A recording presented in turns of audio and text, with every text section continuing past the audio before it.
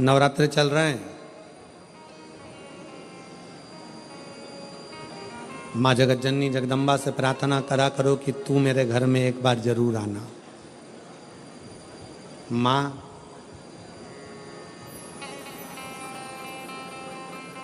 प्रत्येक घर के अंदर एक बेटी का जन्म जरूर होना चाहिए। माँ और बाप को दूसरा जन्म नहीं लेना पड़ेगा। वो भगवान शंकर के धाम में खूब आनंद के साथ कैलाश पर बैकुंठ में स्वर्ग के सिंहासन पर बैठेगा। स्वर्ग सिंहासन। दुनिया वालों से पूछो कि नवरात्रे में कन्या भोज क्यों कराते हो। दुनिया वालों से पूछो कि नवरात्रे में बेटियों को क्यों ढूंढने जाते हो। दुनिया वालों से पूछो कि नवरात्रे की अष्टमी और नवमी पर कन्या का पूजन क्यों करते हो। क्योंकि दुनिया वालों को यह मालूम पड़ना चाहिए कि देवी भागवत में लिखा है, एक कन्या एक बेटी जब किसी के घर में मुख झूठा करती है, एक बेटी एक कन्या जब किसी के घर में भोजन करती है तो उसके भंडारे कभी खाली नहीं रहते। इसलिए कन्या पूजन किया जाता है, इसलिए बेटी का पूजन किया जाता है।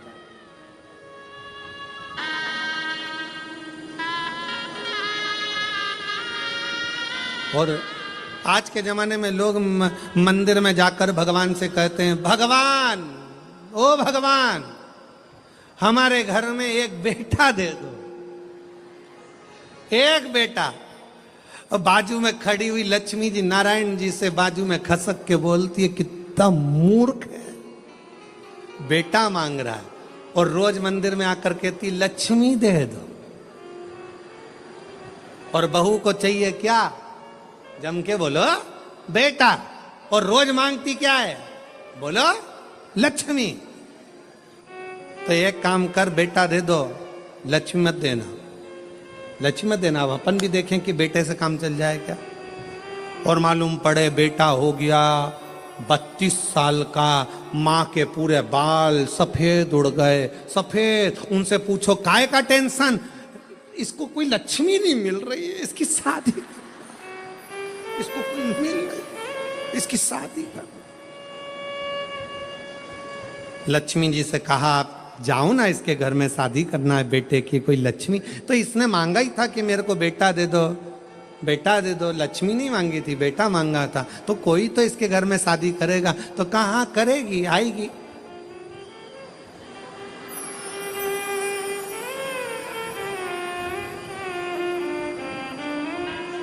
आएगी पावागढ़ वाली आएगी।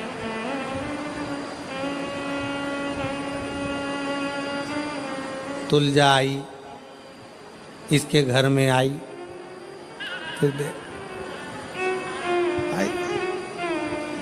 फिर सवेरे शाम सास रोज आरती गाएगी। अम्बे तू है जगदम्बे काली, जे दुर्गे सहादा वाली, तेरे ही गुण गाए भारती। हो मैया हम सब उतारे तेरी आरती।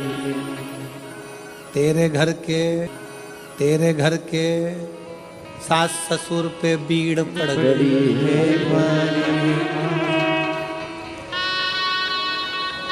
पति देव पर ऐसे टूटे जैसे सिंह सवारी। अरियो बच्चों को धोने वाली, सुबह शाम चिल्लाने वाली। क्यों चिल्ला चोट करे, देखे फिर कहा ये रोती। अरे मांगा क्या था, अरे खुश होना है। जितने लोग शिव महापुराण की कथा को श्रवण कर रहे हो, तुम्हारे घर में बेटी ने जन्म लिया है तो खूब नगाड़े बजाकर खुश होना। अगला जन्म नहीं, अगला जन्म शिव के चरण में होगा, शंकर के चरण। छूट गए जन्म और मरण के प्रपंच से, छूट गए।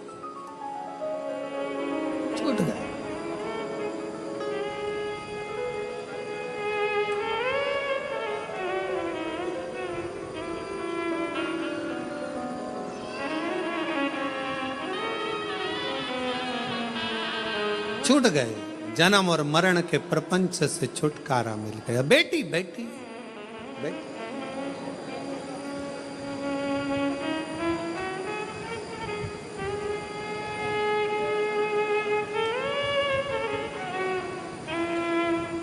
शिव पुराण कर रही है, भगवान शंकर का चरित्र कर रहा है। कात्यायन ऋषि ने पूछा कि मुझे जन्म मरण के प्रपंच से छूटना है, क्या करा जाए?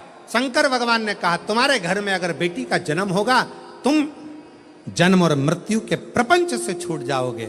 स्कंद पुराण का नागर खंड कहता है कात्यायन ऋषि ने मां पार्वती जी से कहा अब कुछ भी हो मेरे घर में अगर बेटी का जन्म हो तो निवेदन है मां दुर्गा, हे मां आद्यशक्ति, हे मां भवानी, हे मां पार्वती, आप मेरे घर में बेटी के रूप में जन्म लो। और कात्यायन ऋषि के घर में मां कात्यायनी के रूप में जन्म हो गया। कात्यायनी, बोल कात्यायनी माता की। कात्यायन ऋषि के यहाँ कात्यायनी माता का जन्म हो गया, कात्यायनी माता का प्राकट्य हो गया, कात्यायनी माता की स्मरणता, कात्यायनी माता का भजन, कात्यायनी माता की कीर्ति। कात्यायनी माता बाल्य अवस्था से ही भगवान शिव की आराधना में लीन रहती है। कात्यायन ऋषि उनको देखते हैं, देखते।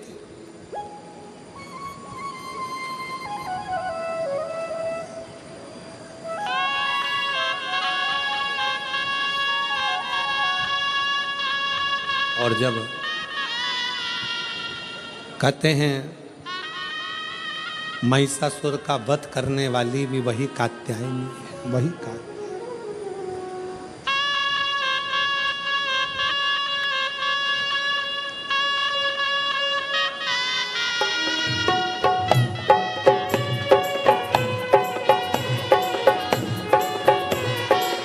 बैठे बैठे दोनों हाथों से ताली सेवा देते हुए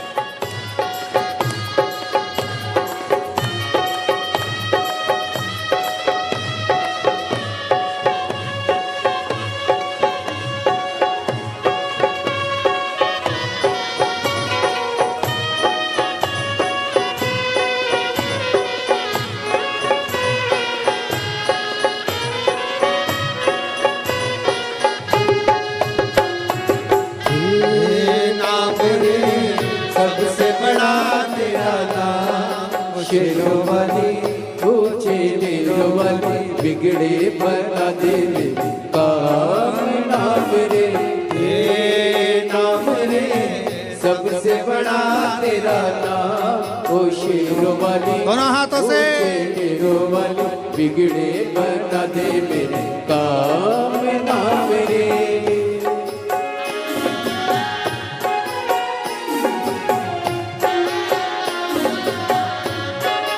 बोल कात्यायनी माता की।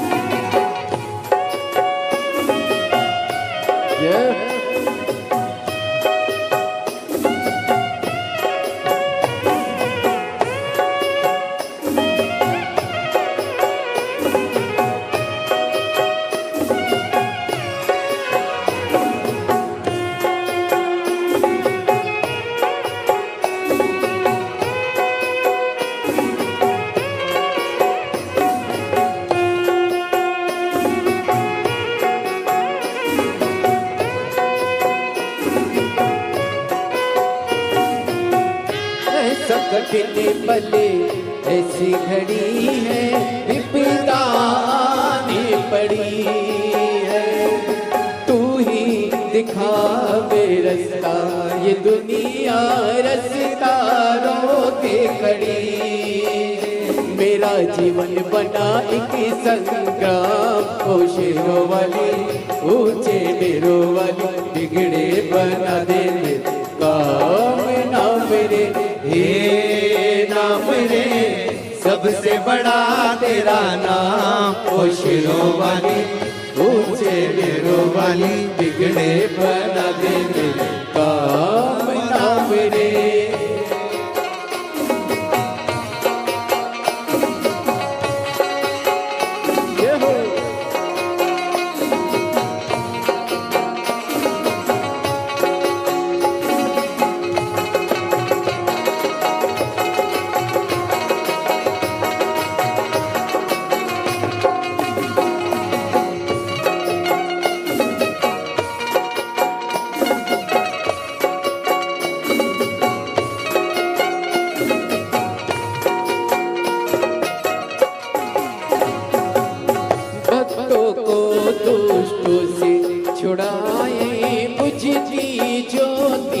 गाए। जिसका नहीं है कोई जगत में तू उसी की बन जाए। तीनों लोग करे तो है प्रणाम, ओ शेरों वाली ऊंचे डेरों वाली, बिगड़े बना दे मेरे काम नाम रे। हे नाम रे सबसे बड़ा तेरा नाम, ओ शेरों वाली ऊंचे डेरों वाली, बिगड़े बना दे मेरे काम नाम रे।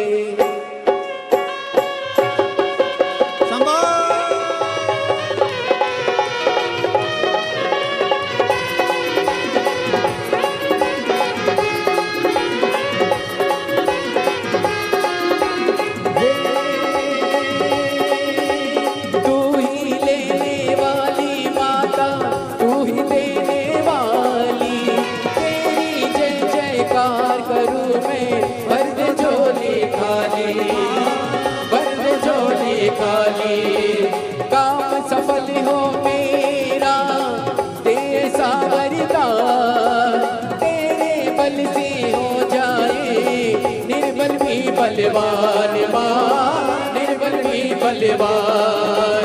बीच भंवर में डोल रही है, पार लगा दे नैया। जय जगदम्बे अष्ट भवानी, अम्बे गौरी मैया माँ, अम्बे गौरी मैया माँ, अम्बे गौरी मैया। हे नाम सबसे बड़ा तेरा नाम, ओ शेरवाली ऊंचे देववाली, बिगड़े बना दे मेरे काम नाम रे।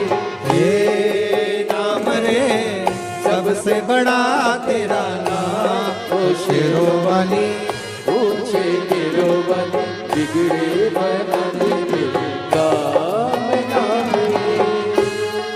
हार हार बोल कात्यायनी माता की। अपने स्थान पर बैठकर भगवान शिव जी से अपने मन का भाव बड़े आनंद के साथ हृदय से दिल से प्रार्थना करिए। जहाँ जगह मिले वहाँ बैठकर बाबा को अपने मन का भाव हृदय से प्रार्थना।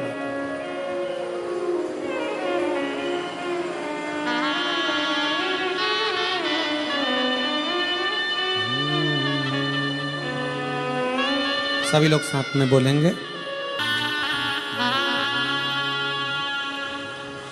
श्री शिवाय नमस्तु,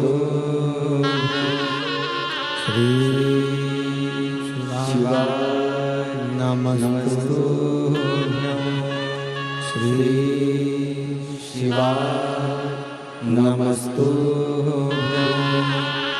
श्री शिवाय नमस्तु, श्री शिवाय नमस्तु। भोला सब दुख काटो ओ भोला सब दुख काटो शिव शंकर जपो तेरी माला, भोले बाबा जपो तेरी माला, भोला सब दुख काटो ओ भोला सब दुख काटो। वेश है मंगल मंगलकारी, वेश है मंगल मंगलकारी,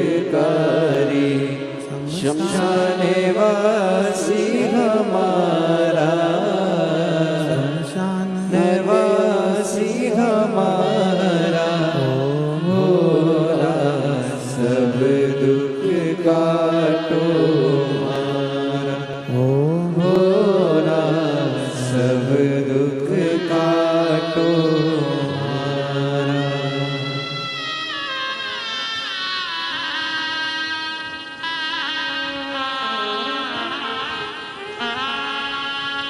बाबा देवादिदेव महादेव भगवान शिव घड़दानी त्रिकालदर्शी कैलाशी अविनाशी भगवान शंकर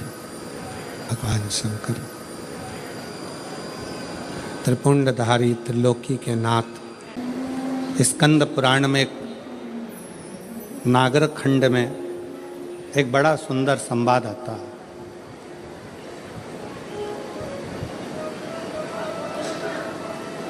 कात्यायन ऋषि का।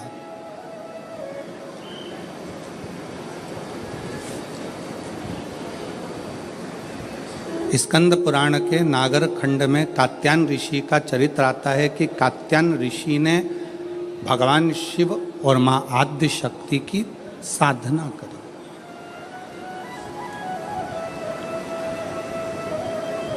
पूछा कि यह साधना करने का कारण क्या है, क्यों कर रहे हो, किस लिए? आप यदि कथा में जा रहे हो तो लोग आपसे पूछेंगे क्यों जा रहे हो, किस लिए? वहां क्यों जाना, किस लिए जाना, किस कारण? आप दवाई खा रहे हो तो लोग पूछेंगे दवाई किस लिए खा रहे हो, क्यों खा रहे हो, क्या कारण है, क्यों खाई है, किस लिए?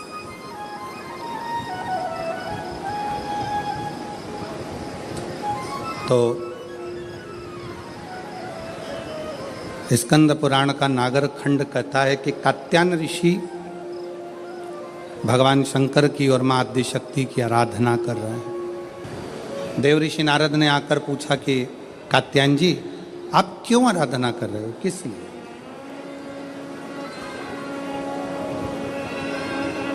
तुम्हारे आराधना करने का कारण क्या है, तुम्हारे भजन करने का कारण क्या है, तुम्हारे स्मरण करने का कारण क्या है, तुम्हारी भक्ति करने का कारण क्या है, तुम्हारा नाम जाप करने का कारण क्या है, तुम्हारा भगवत नाम लेने का कारण क्या है, किस कारण से कर?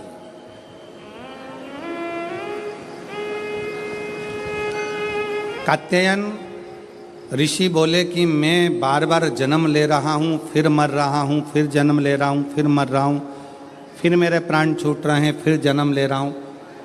ऐसा करते करते मेरे ना जाने कितने कितने जन्म निकल गए, पर मेरी गति नहीं हो पाई।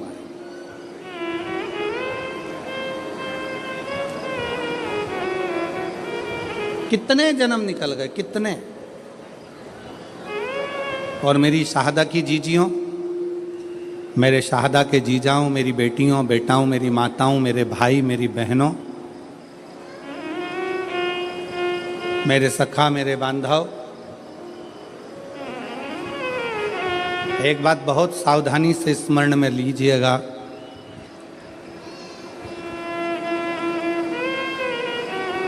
अगर आपके दिल में शिव महापुराण की कथा सुनने की उमंग, तुम्हारे दिल में भगवान शंकर की कथा सुनने का उत्साह, तुम्हारे दिल में भगवान शंकर की कथा में पहुंचने की उमंग उत्साह अगर तुम्हारे दिल में आया है तो समझ लेना कि अब हम बार बार जन्म नहीं लेंगे और बार बार मृत्यु के प्रपंच में नहीं पड़ेंगे। अब हमें शिव मिल गया, अब हमें शंकर मिल गया, अब हमें शिव की प्राप्ति हो गई।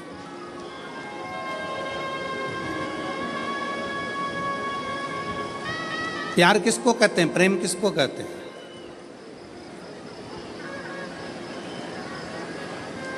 प्रेम की परिभाषा क्या है? प्रेम किसको कहते हैं कि जिससे मिलने के लिए उत्साह बढ़ता जा, उमंग बढ़ती जा, दिल में तमन्ना, उत्साह, उमंग बढ़ती चली जा रही है। वो एक लाइन आप लोग गुनगुनाते हो ना कि तुझसे मिलने के लिए तेरी कसम, तुझसे मिलने के लिए तेरी कसम, एक मुलाकात जरूरी है सनम, एक मुलाकात। बाबा से मिलन के लिए उस परमात्मा से मिलने के लिए, उस परमात्मा के दर्शन के प्रति, उसकी कथा के प्रति, उसके भजन के प्रति, उसके मिलने के प्रति। मेरी बहनें जितनी बैठी हैं, मेरी जीजियाँ जितनी बैठी हैं, मेरे जीजा जितने बैठे हैं, मेरे भाई जितने बैठे हैं, मेरी माताएं, मेरे बंधु जितने बैठे हैं, आप अपने घर में थे, पहले दिन की कथा सुनने के लिए आप आ गए। पहले दिन इतना भीड़ हो गया, इतना भीड़ हो गया, गाड़ी बहुत दूर खड़ी हो गई, धूप भी बहुत तेज, पैदल चल चल के आप अपनी गाड़ी तक पहुँचे, ट्रैफिक में फंस गए, घर पहुँच गए। अब आपने सोचा कि अब एक काम करूंगी, मैं तो टीवी पर कथा सुन लूंगी, कल नहीं जाऊंगी। पर जैसे ही कल हुआ और वापिस तुम्हारे मन में नी, 5 दिन की तो कथा है, चाहे कुछ भी हो जाए मैं तो जाऊंगी, चाहे कुछ। फिर उमंग। अब इतना ट्रैफिक में फंस गए हो, इतनी भीड़ में फंस गए हो, इतना बैठने के लिए, अगर 1 बजे कथा चालू हो रही है तो तुम कम से कम ना करते हो। ये पीछे वाले पंडाल वाले तो रात भर से इंतजार करते हैं, तब इनको दोपहर में 1 बजे कथा मिलती है। पर जो आगे बैठे हैं पंडाल में, मेरा मन कहता है, विश्वास कहता है कि आप लोग भी 1 बजे के पहले कम से कम 10-11 बजे तो आते होगे। बोलो सही है कि गलत है? 11 बजे 10 बजे तो पहुँचते होगे कि हमको जाना है, आगे बैठना है, जाना है, आगे बैठना है। अब तुम अगर सोचते कि हमने 1 दिन की कथा सुन ली, बाकी के दिन टीवी पे सुनेंगे, अगर घर पर पहुंचने के बाद दूसरे दिन की फिर ललकता जाग जाए, दूसरे फिर दिन की फिर तमन्ना जाग जाए, तो समझ लेना कि शंकर से स्नेह बढ़ गया है, पिता से प्रेम बढ़ गया है और पिता से मिलने की ललकता बढ़ गई, पिता के प्रति जागरूकता बढ़ा, पिता की।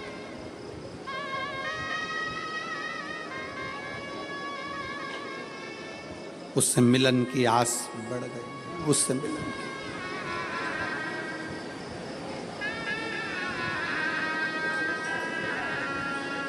आपको मालूम है, लंका का राजा रावण शंकर भगवान के कैलाश पर्वत को क्यों उठा रहा था? किस लिए? उसके रास्ते में जाने में दिक्कत हो रही थी, इसलिए।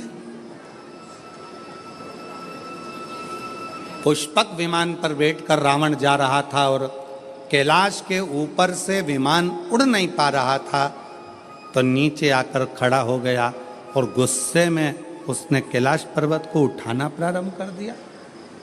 नहीं,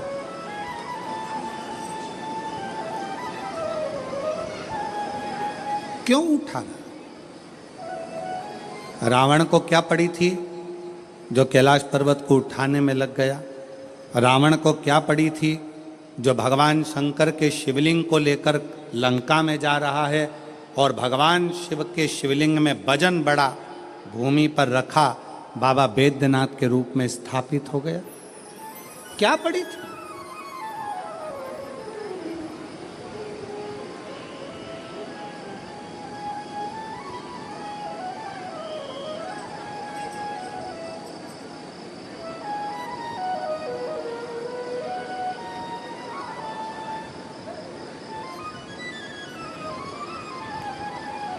आक्रांताओं ने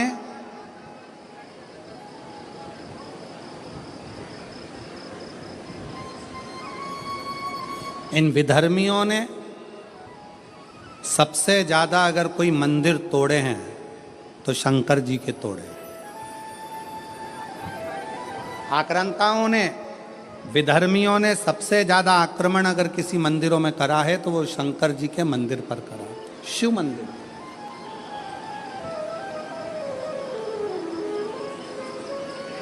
कभी विचार करिएगा,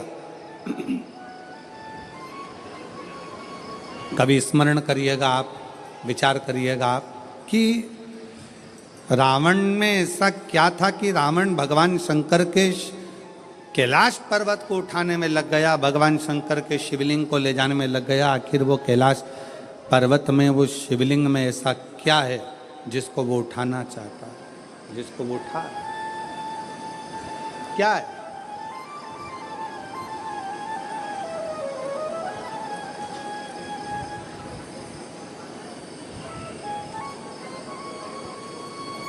शिव महापुराण की कथा कहती है, रावण ने अपने भाई कुबेर को सताकर कुबेर के सिंहासन को छुड़ा लिया। रावण ने अपने भाई कुबेर को सताकर उसका पुष्पक विमान भी ले लिया, पर रावण कुबेर का सिंहासन उठाकर ले गया। रावण कुबेर का पुष्पक विमान लेकर चले गया, पर रावण कुबेर के सिंहासन पर बैठ नहीं पाया। रावण कुबेर के सिंहासन पर, कुबेर की गादी पर बैठ नहीं सका, बैठ नहीं पाया।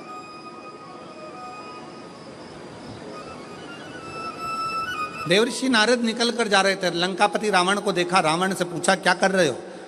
रावण कहने लगे कि मेरे को एक बात समझ में नहीं आती कि मैंने सारे इंद्र के सिंहासन को अपना बना लिया, देवताओं के सिंहासन को अपना बना लिया, सारे ग्रहों को अपने अनुकूल कर लिया, पर एक बात समझ में नहीं आती कि ये कुबेर का जो राज्य है, कुबेर का जो सिंहासन है, कुबेर का जो राज्य है, कुबेर का जो सिंहासन है, कुबेर का जो पद है, कुबेर की जो प्रतिष्ठा है, कुबेर का जो वैभव है, कुबेर का जो धन है, रावण कहता है ये मुझे कैसे प्राप्त हो, उसको मैं पाऊं कैसे,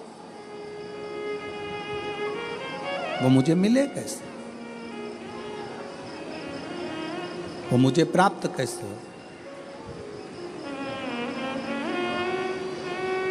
देवऋषि नारद ने कहा, देवऋषि नारद बोले कि रावण, क्या तुमको मालूम है कि कुबेर की सत्ता, वैभव, लक्ष्मी, धन, संपदा कहाँ पर है? रावण ने पूछा, आप बताओ नारद जी की वो सत्ता, वो वैभव, वो पद, वो प्रतिष्ठा कहाँ है? देवऋषि नारद के मुख से निकल गया कि जो कैलाश पर्वत है, जिस पर्वत पर भगवान शंकर विराजमान होते हैं, उस पर्वत के ठीक नीचे कुबेर का पद, कुबेर की प्रतिष्ठा, कुबेर का वैभव, कुबेर की लक्ष्मी, कुबेर का धन, सब कैलाश पर्वत के नीचे।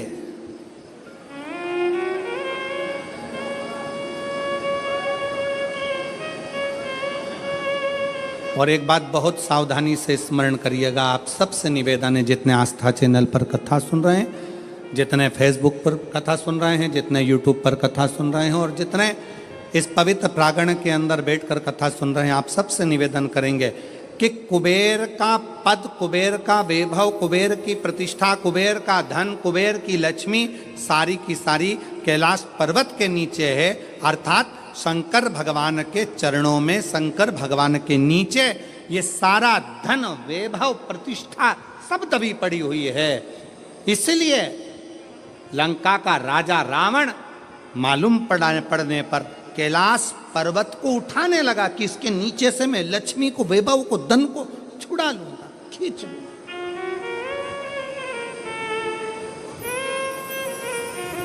पर वो मिलता नहीं है, पर वो प्राप्त नहीं हुआ, पर वो मिला नहीं। फिर रावण ने विचार करा, रावण ने फिर विचार करा कि अगर ये कैलाश पर्वत नहीं उठ रहा तो मैं समय आने पर लंका में शंकर भगवान को लेकर जाऊंगा।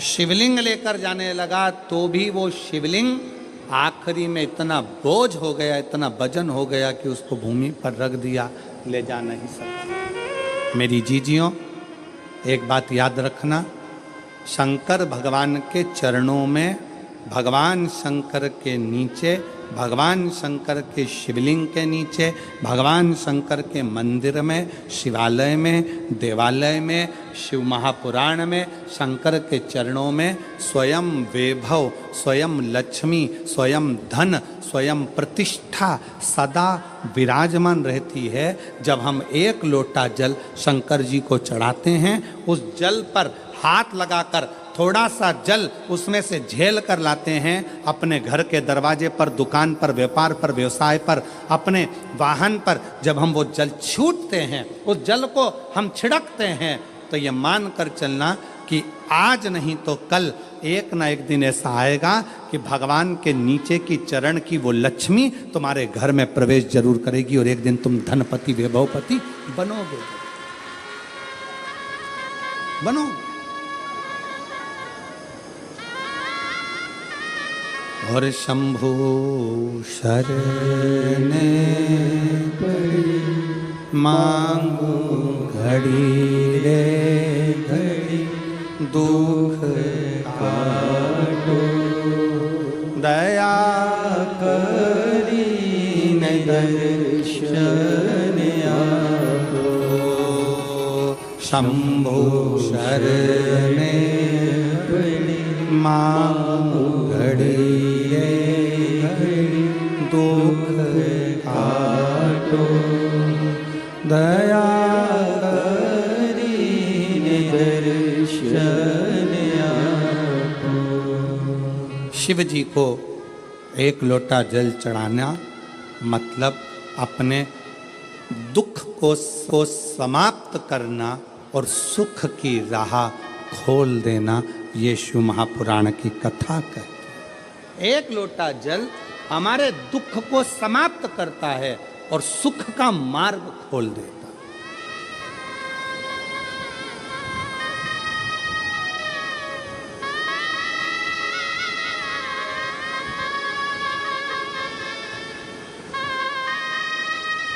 जितने लोग यहाँ आज लगभग 5 लाख से ऊपर शिव भक्त यहाँ पर बैठे हुए हैं। पंडालों की कैपेसिटी से ज़्यादा भरे पड़े, जितने अंदर उससे ज़्यादा बाहर अपना अपना चादर छाता लगा कर लोग बैठे हुए हैं।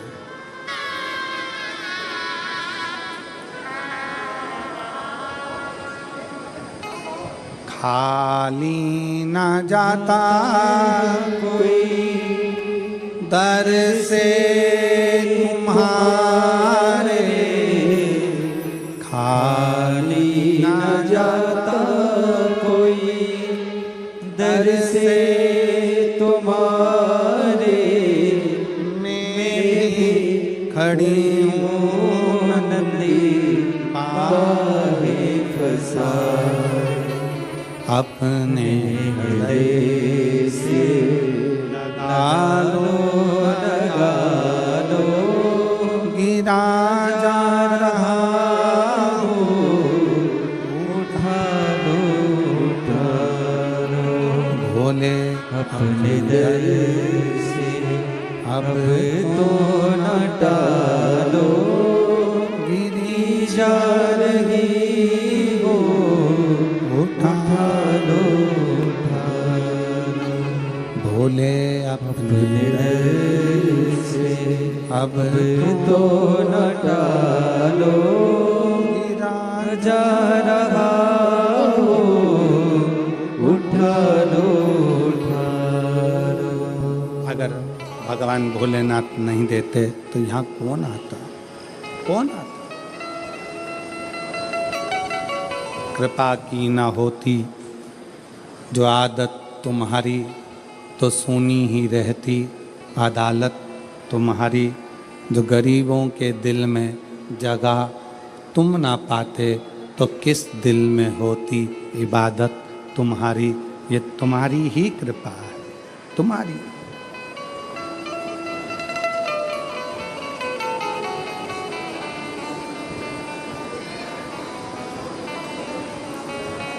लंका का राजा रावण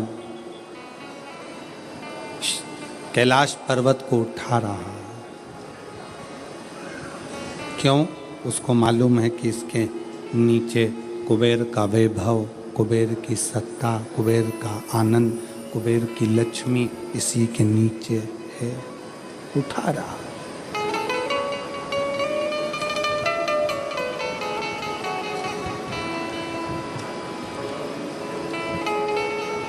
उठा नहीं कैलाश पर्वत, हिला नहीं कैलाश पर्वत, उठ ही नहीं पाया कैलाश पर्वत, नहीं हिला। फिर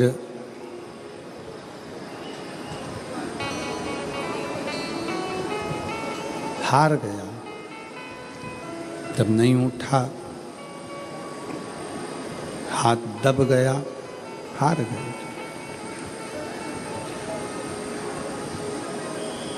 फिर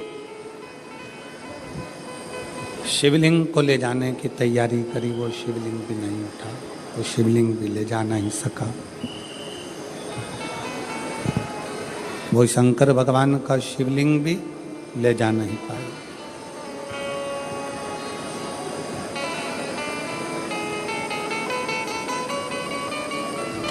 इन हाथों की रकीलें अगर गलत हैं, ज्योतिषाचार्य ने कह दिया कि ये रेखाएं तुम्हारी गड़बड़ हैं, ये रेखाएं गलत हैं, तो इन हाथों में जल का भरा हुआ एक लोटा पकड़ाओ। इस हाथों से शिव जी को जल चढ़ाना प्रारंभ करो। इन हाथों से शिव मंदिर में सफाई करना प्रारंभ करो। हाथों की रकीलें धीरे धीरे सुलझना प्रारंभ हो जाएगी और तुम्हारा जीवन श्रेष्ठ होता चलेगा। जीवन श्रेष्ठ होगा। ये भाग्य की रेखाओं में, ये भाग्य की रेखाओं में अगर कुछ गलत लिखा गया है, इसको शिव मंदिर में, शिवालय में, भगवान शंकर के चरणों में इस मस्तक को झुकाना प्रारंभ करिए।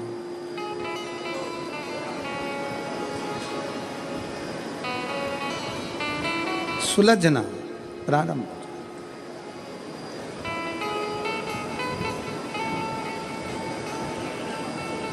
पर उसमें सबसे मूल है अपने मन का संयम।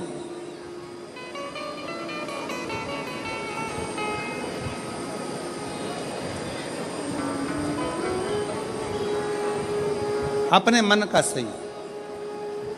एक प्रश्न आपसे करेंगे, उत्तर दीजिएगा।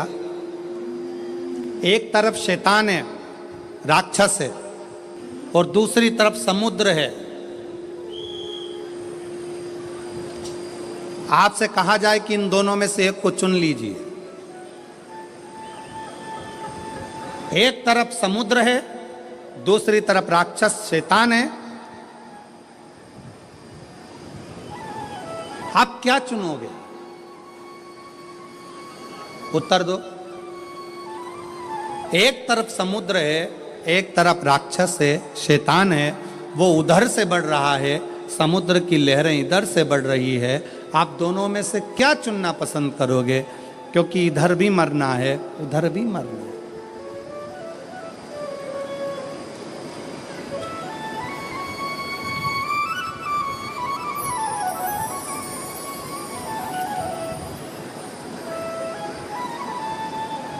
क्या चुनो?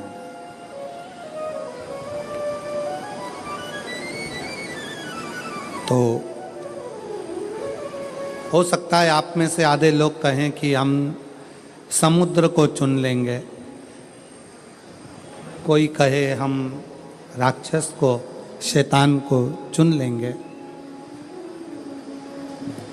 पर शिव महापुराण की कथा कहती है कि समुद्र कितना गहरा है ये आपको मालूम नहीं है, पर वो राक्षस, वो शैतान कैसा है ये आपको मालूम है।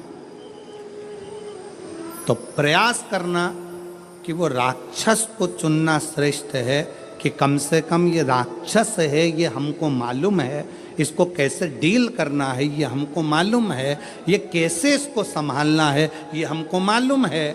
हम उस राक्षस को छोड़कर अगर समुद्र के पास जाएंगे, दिख तो अच्छा रहा है, लहरें भी अच्छी लग रही है, पर यह कितना गहरा होगा और कितनी गहराई में ले जाएगा और कब समाप्त कर देगा पता नहीं चल पाएगा, पता नहीं चल दिखेगा।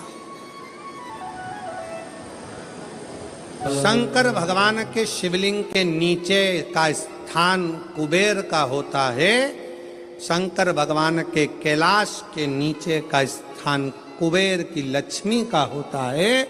इसलिए प्रत्येक शिवालय में, तुम्हारे घर में अगर छोटा सा भी शंकर का शिवलिंग है, तुम्हारे घर में अगर छोटा सा भी मट्टी का, पत्थर का, लकड़ी का, पीतल का, तांबे का, स्फटिक का, पारद का, जिसका भी तुम्हारे घर में अगर छोटा सा भी अगर शिवलिंग है, तो तुम्हारे घर में जहां शिवलिंग रखाता है, समझ लेना वहां लक्ष्मी बढ़ती चली जाती है, लक्ष्मी कम नहीं हो सकती, बढ़ेगी।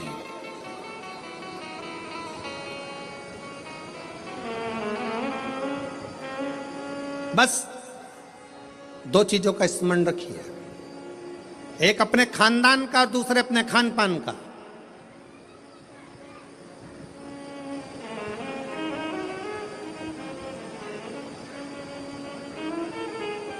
आपको मालूम है, जब अंग्रेजों ने भारत पर हुकूमत करी है, तो उन्होंने विचार करा सबसे पहले कि करा क्या जाए, भारत के लोगों को अपना गुलाम कैसे बनाया जाए। तो उन्होंने सबसे पहला प्रयास करा कि इनके खानदान मिटाए जाएं। जो राजसी खानदान थे, जितने जितने राजा हुआ करते थे, उन राजाओं के रजवाड़ों को, उन राजाओं के घरानों को तोड़ने का प्रयास किया गया। पहले खानदान तोड़े हैं, और जब राजाओं के खानदान नहीं टूट पाए, जब राजघराने नहीं टूट पाए, फिर इन्होंने खान पान तोड़ा। खान पान क्या? गलत तरह का भोजन विदेश से बुलाते थे और भारत के लोगों को वो गलत तरह का भोजन कराते थे। भारत में रहने वाला सनातनी कभी भी नॉनवेज छूता नहीं था। भारत में रहने वाला भारतीय सनातनी कभी भी मांस का सेवन नहीं करता था, गलत व्यसन का सेवन नहीं करता था। वो तो ये अंग्रेजों ने तुमको गुलाम बनाने के लिए जब खानदान नहीं तोड़ पाए तो खान पान को तोड़ा है, तुम्हारे खाने का तरीका बदल दिया, तुम्हें वेज से नॉन वेज बना दिया, तुम्हें ले जाकर गलत भोजन में लगा दिया, गलत भोज।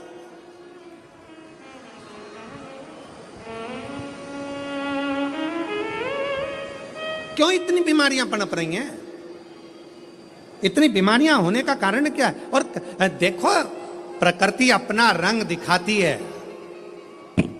जिन जिन देशों में जिंदा जिंदा जीवों को तलकर तड़फा कर मारते हैं, उन देशों की हालत आज देख लो कि ऐसा भूकंप आया कि बिल्डिंगें धाती चली गई, और कितने लाख, कितने लोग उस बिल्डिंग में दब दब के मर गए। लोगों को मालूम तक नहीं है कि कितने मर गए, कितने मरे।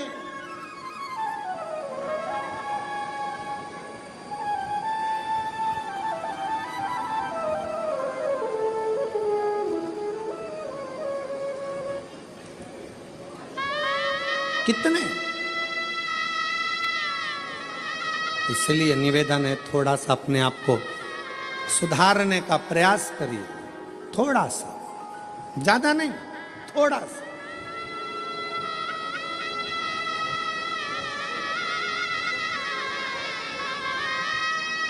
जो गलती हो गई,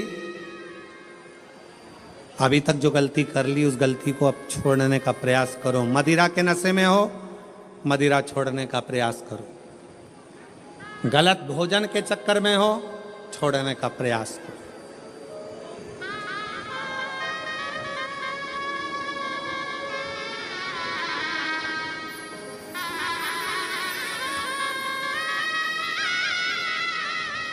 हम कहेंगे तो थोड़ा सा लोगों को बुरा लगेगा, पर सत्यता है, जब उम्र और कमर जब 40 की हो जाए या 40 से पार हो जाए, तो भोजन मत बढ़ाओ, भजन बढ़ाओ, भोजन को कम करते जाओ।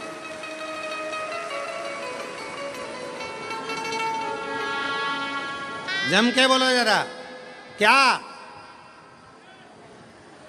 उम्र और, अरे अच्छे से बोलो, उम्र और कमर जब 40 की हो जाए तो भोजन की मात्रा नहीं बढ़ाना है, भोजन की मात्रा नहीं बढ़ाना है, भजन की मात्रा बढ़ाना है। भोजन की मात्रा कम करो और भजन की मात्रा को बढ़ाते चलो, बढ़ाते चलो। विठल विठल विठला, बड़ा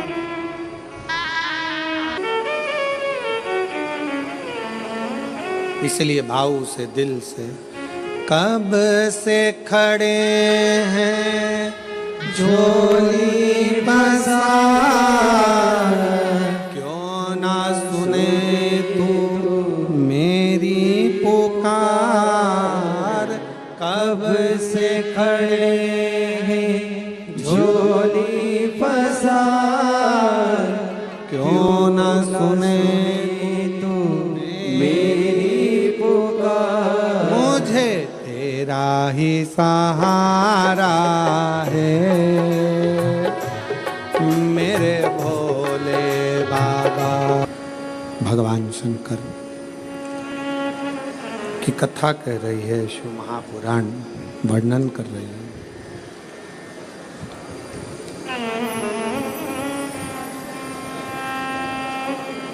शिव अपने नज़दीक में जो गलत गलत लोग रहते हैं उनको मेरा शंकर भगवान दूर करते चले जाता है।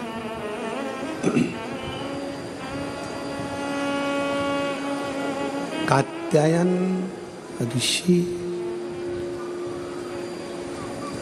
शिव और पार्वती की तप साधना कर रहे हैं। स्कंद पुराण का नागरखंड कहता है, स्कंद पुराण का नागरखंड कह रहा है शंकर पार्वती की तप साधना स्वयं कात्यायन ऋषि कर रहे हैं। और शिव पार्वती की तप साधना कात्यायन ऋषि ने जब करी,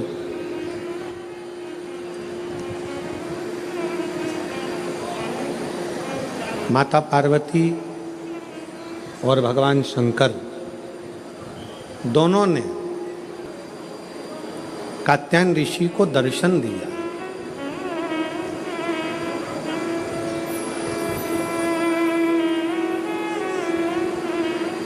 शिव जी ने भी दर्शन दिया और माता पार्वती जी ने भी दर्शन दिया। माँ जगत जननी जगदम्बा दुर्गा भवानी ने भी दर्शन दिया। दोनों ने दर्शन दिया। पूछा क्या चाहिए तुमको, क्या दिया जाए, क्या प्रदान किया जाए, बोलो क्या दे तुमको। कात्यायन ऋषि सबसे पहला वचन कात्यायन ऋषि ने भगवान शंकर और पार्वती जी से कहा कि मेरा ये जन्म और मरण का प्रपंच छूट जाए। स्कंद पुराण का नागरखंड रिटर्न की आवाज क्लियर करो और थोड़ा प्रेशर अंदर का बढ़ाओ। नागरखंड स्कंद पुराण का कहता है, नागरखंड वर्णन करता है स्कंद पुराण का कि कात्यायन ऋषि भगवान शिव जी से केवल जन्म और मरण का ये जो प्रपंच है इससे छूटना चाह।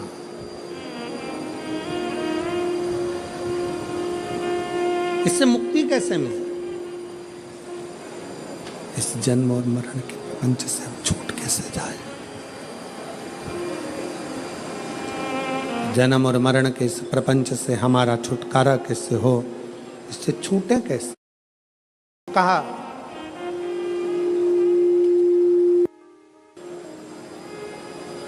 जब किसी व्यक्ति के घर में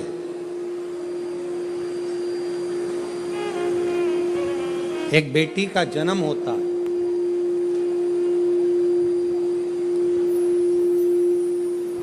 और बेटी की किलकारी, बेटी के पाँव की खनक,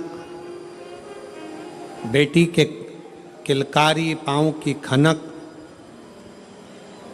बेटी के चरण जब किसी के घर के अंदर आते हैं, और यदि शिव कृपा से, भगवान की करुणा से, भगवान की दया से माता पिता उस बेटी की परवरिश कर कर उसका कन्यादान अगर कर देते हैं, तो उस माता पिता का भी अगला जन्म नहीं होता, वो इस जन्म और मृत्यु के प्रपंच से छूट गए। अब इससे सरल क्या हो सकता है, जरा विचार करिएगा जरा। बहुत सावधानी से इस कथा का स्मरण करिएगा, बहुत ध्यान से सुनिएगा कि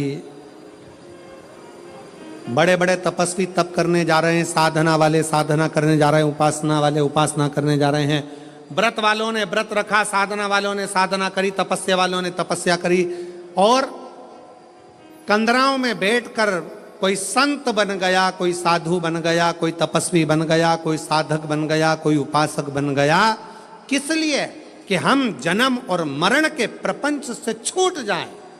पर शंकर भगवान ने माता पार्वती की साक्षी में कात्यायन ऋषि से कहा कि जब किसी गृहस्थी के घर में एक बेटी का जन्म होता है और उस बेटी की परवरिश जब माता पिता करते हैं, बेटी के किलकारी जिसके घर में गूंजती है और बेटी के चरण जिसके घर में पड़ते हैं, और बेटी का जब कन्यादान होता है, तब माता पिता फिर कोई जन्म नहीं लेते, वो माता पिता परमात्मा की शरणागति का सुख भोगते।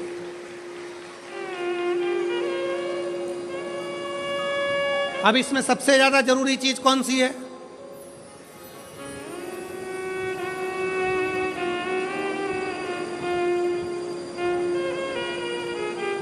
एक बहुत ध्यान देने वाला विषय है, थोड़ा ध्यान दीजिएगा। दक्ष प्रजापति के घर में 60 कन्याओं का जन्म हुआ। उसके बाद दक्ष प्रजापति भगवान से कह रहे हैं, देवी जी से कह रहे हैं, मां मेरे घर में एक लड़की और देना, एक बेटी और चाहिए मुझे।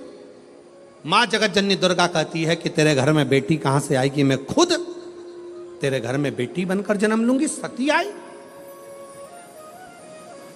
दक्ष प्रजापति ने शंकर जी का अपमान करा, दक्ष प्रजापति ने देवताओं का अपमान करा, दक्ष प्रजापति ने अपशब्द कहे, दक्ष प्रजापति ने गाली दी, दक्ष प्रजापति ने ताना दिया, दक्ष प्रजापति ने आड़ा टेढ़ा बहुत सारी बातें कही। अब दक्ष प्रजापति को तो नरक जाना था, दक्ष प्रजापति को तो नरक भोगना था। पर दक्ष प्रजापति के घर में बेटियों का जन्म हुआ था, दक्ष प्रजापति ने बेटियों का कन्यादान किया था। इसलिए शंकर भगवान का अपमान करने के बाद भी दक्ष प्रजापति नरक नहीं भोगा है। दक्ष प्रजापति मरण, शीश कटने के बाद बकरे का मुख लग गया, और बकरे का मुख लगने के बाद भी स्वर्ग भोगा है, वो दक्ष प्रजापति है, क्योंकि बेटी का जन्म ही प्रबल है।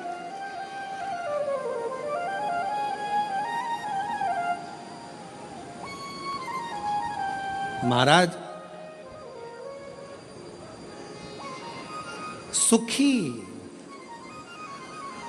वो नहीं जिनके घर में धन की पेटी है, सुखी वो नहीं जिनके घर में धन की पेटी है, सुखी वो हैं जिनके घर में मुस्कुराती बहू और बेटी है।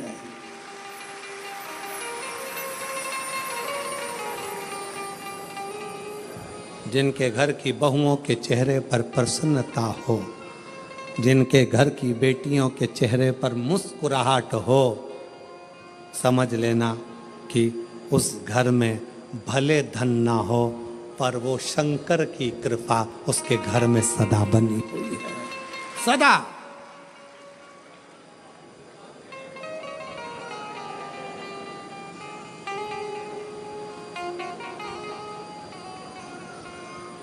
नवरात्रि चल रहे हैं, साथ प्रसन्न हुई।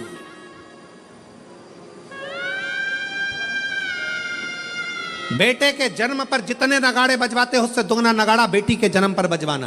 क्यों? बेटे का जन्म हुआ है तो दूसरी बार जन्म तुम्हें पृथ्वी पर लेना पड़ेगा, वापिस आना पड़ेगा और अपना कर्म का भोग भोगना पड़ेगा, फिर जन्म लेना पड़ेगा। पर घर में अगर एक बेटी का भी जन्म हो गया तो दूसरी बार जन्म नहीं लेना पड़ेगा। इसलिए ज्यादा नगाड़े बजवाना कि अब मेरा आखिरी जन्म है, अब जन्म नहीं लूंगी। अगर बेटी का घर में जन्म हो गया तो अब जन्म नहीं लूंगी। बहारो फूल बरसा मेरे घर बेटी आई है, मेरे घर बेटी आई है। फिर से जन्म नहीं पाऊं मेरे घर बेटी आई है, मेरे घर बेटी आई है। हिमालय राज के घर में जब पार्वती जी का जन्म हुआ, कहते हैं दुनिया के यहाँ पर जन्मदिन की पार्टी एक दिन की होती हो, दुनिया के यहाँ जन्मदिन की पार्टी 2 दिन की होती हो, 2 महीने की होती हो, 4 महीने की होती हो, हर साल जन्मदिन पे होती हो। हिमालय राज के यहाँ जब तक पार्वती जी का कन्यादान नहीं हो गया तब तक रोज पार्वती जी के जन्म का उत्सव मनता था, प्रतिदिन प्रतिदिन।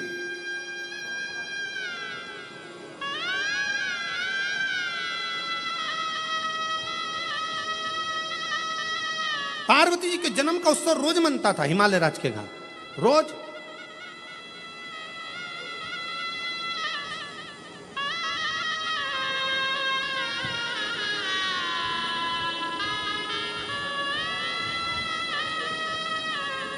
एक दिन इंद्र के मन में आया और इंद्र ने जाकर पूछ लिया हिमालय राज से, इतनी प्रसन्नता क्यों है? हिमालय राज ने कहा, बड़ी प्रसन्नता का विषय यह है कि आज मेरे घर में बेटी का जन्म हुआ है।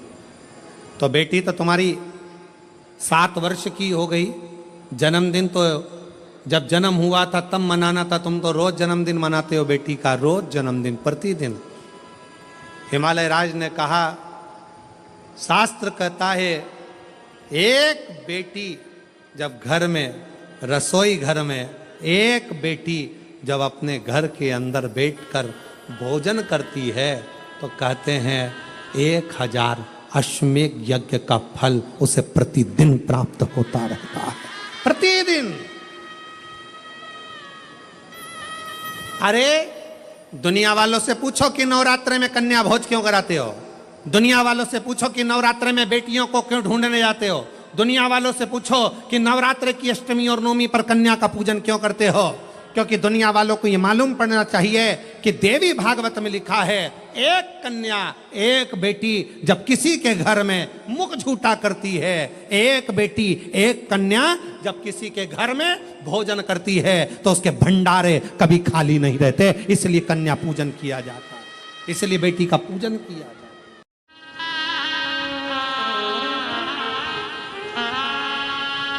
बाबा देवादिदेव महादेव भगवान शिव घड़दानी त्रिकालदर्शी कैलाशी अविनाशी भगवान शंकर, त्रिपुंडधारी त्रिलोकी के नाथ कात्यायन ऋषि को मां पार्वती कात्यायनी बनकर प्रकट हुई।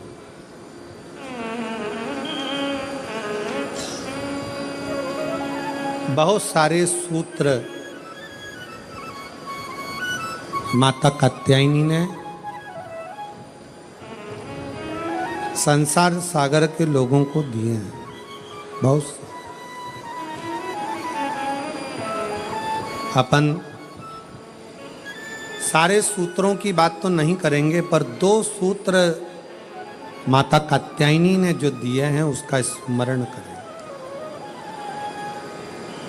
2 सूत्र कहा,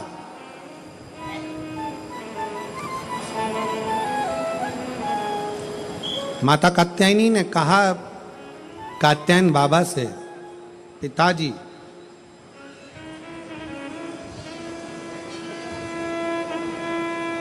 एक नारी का जीवन पूर्ण संघर्ष का जीवन होता है, पूर्ण समर्पण का जीवन होता है। पर एक नारी ही ऐसी होती है जो अपने पूरे कुल को संसार सागर से पार उतार सकती है। पर वही नारी यदि परिवार में रहकर अगर भेद करती है तो स्वतः स्वयं अपने आप को भी डुबो लेती है और स्वयं कुल को भी डुबो लेती है।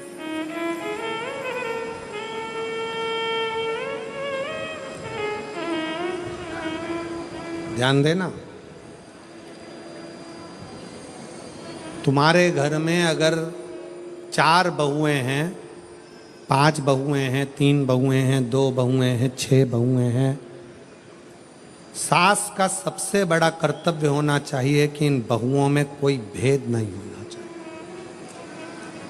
कोई भेद, मेरी बड़ी अच्छी कि छोटी अच्छी, कि मंजली अच्छी कि संजली अच्छी, मेरी बड़ी बहू ज़्यादा अच्छी है कि छोटी बहू ज़्यादा अच्छी है। बहुओं को कभी पलड़े में तोलना नहीं है।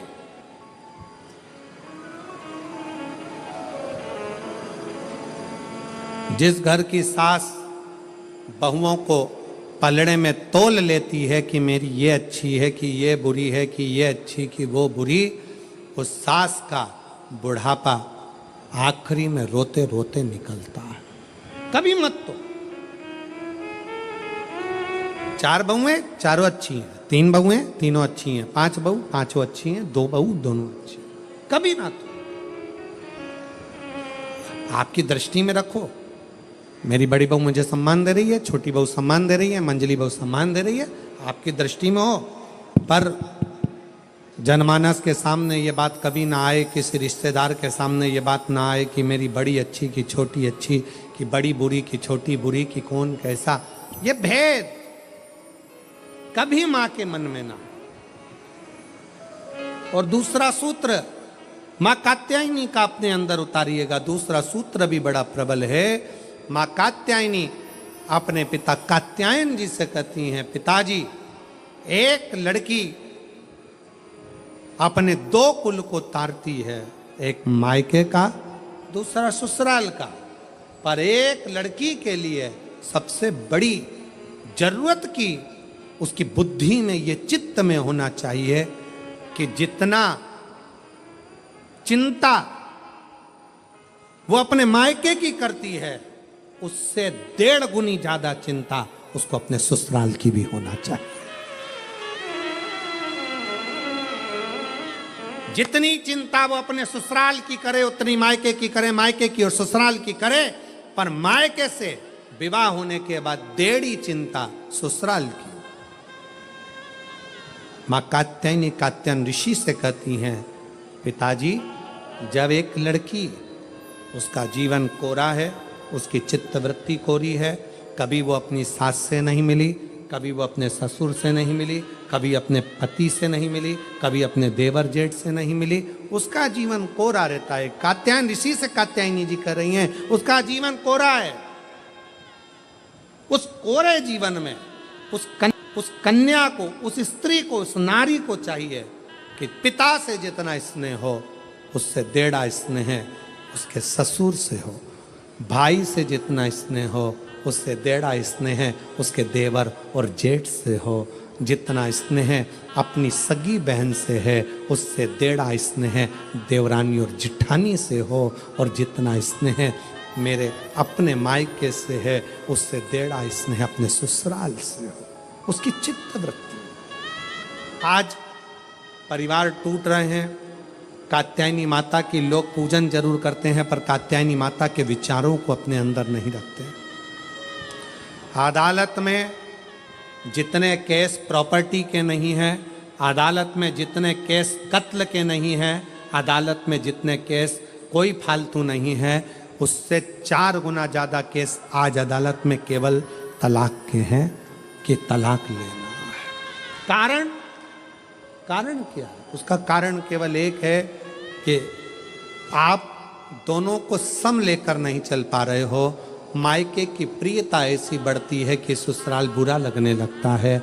मेरी बहन तो ऐसी थी, मेरे पिताजी तो ऐसे थे, मेरा परिवार तो ऐसा था। ठीक है, आपका परिवार श्रेष्ठ है, बहुत अच्छा है, बहुत ध्यान रखने वाला है, पर जो ललाट में परमात्मा ने लिख कर दिया है इसको नकार तो नहीं सकते हो। इसको भी अपनाना पड़ेगा, अपना बनाना पड़ेगा, स्नेह करना पड़ेगा, इसको भी अपना बनाकर इसके साथ रहना पड़ेगा। माना बेकार मिल गया कुछ, मान लो बेकार मिल गया, तो क्या आप उसको स्वीकार नहीं करोगे? हो सकता है तलाक ले लोगे और तलाक लेने के बाद जैसा अभी मिला है इससे भी जोरदार सिंदूर चढ़ा हुआ भेरू मिल गया तो कौन सा फर्क? विचार करिए। इसलिए जो मिला, माता कात्यायन बाबा से कहती हैं दोनों का सांझा बनाकर चलना है। घर में रहने वाली स्त्री, घर में रहने वाली माँ, घर में रहने वाली बहू, घर में रहने वाली बेटी, घर में रहने वाली सास, घर में रहने वाली दादी, घर में रहने वाली ये एक नारी, दोनों का सांझा बनाकर जब चलती है तो वो अपने कुल को, अपने परिवार को उन्नति की ओर लेकर जाती है और यश प्राप्त करती है, यश प्राप्त करती है। ये श्रेष्ठता बोल बम का नारा है, जम के बोलो कल्याण तुम्हारा है। बोल बम का नारा है, सारी समस्या का हल श्री शिवाय। भगवान शंकर की अविरलता धारण करिए, अविरल शिव तत्व।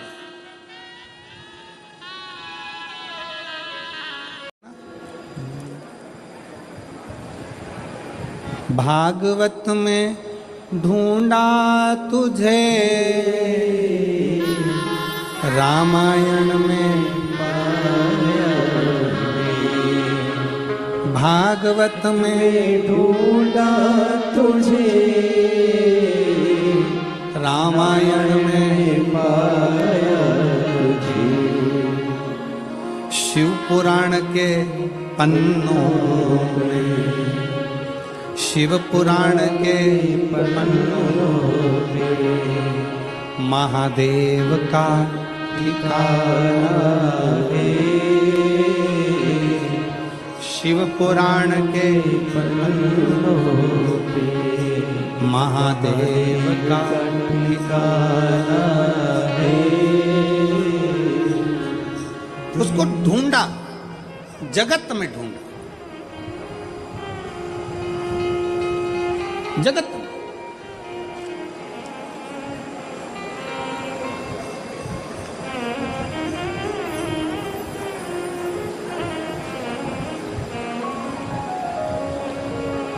गुरु गोविंद सिंह जी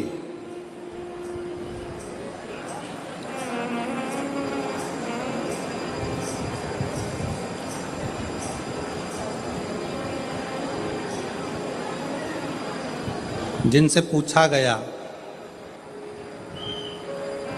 सच्चे गुरु की खोज कहाँ करना चाहिए,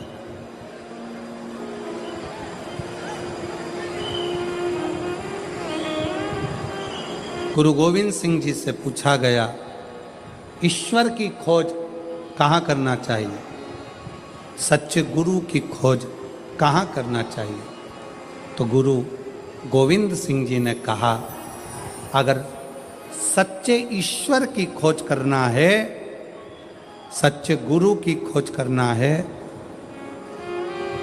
तो गुरु ग्रंथ साहिब को, गुरुवाणी को श्रवण करना प्रारंभ कर दो।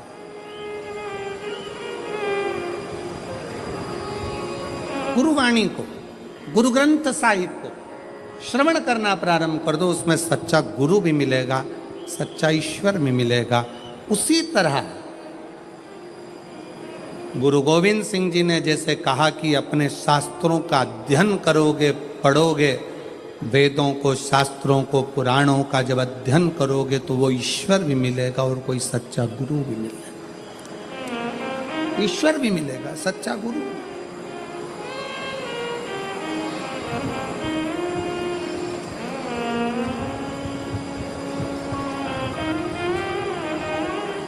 भागवत जी किस किसने सुनी है? हाथ उठाओ जल्दी से। जिन्होंने श्रीमद् भागवत सुनी है वो लोग हाथ उठाएं। सबने सुनी है? रख लो।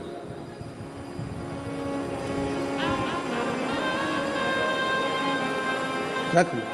तुमने सुनी?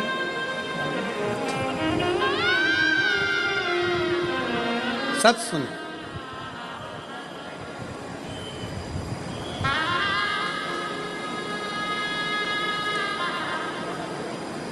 भगवान कृष्ण का जन्म लेने के बाद भगवान कृष्ण जब तक 14 साल के नहीं हो गए तब तक मां देवकी को कारागार से छुड़ाने के लिए नहीं गए।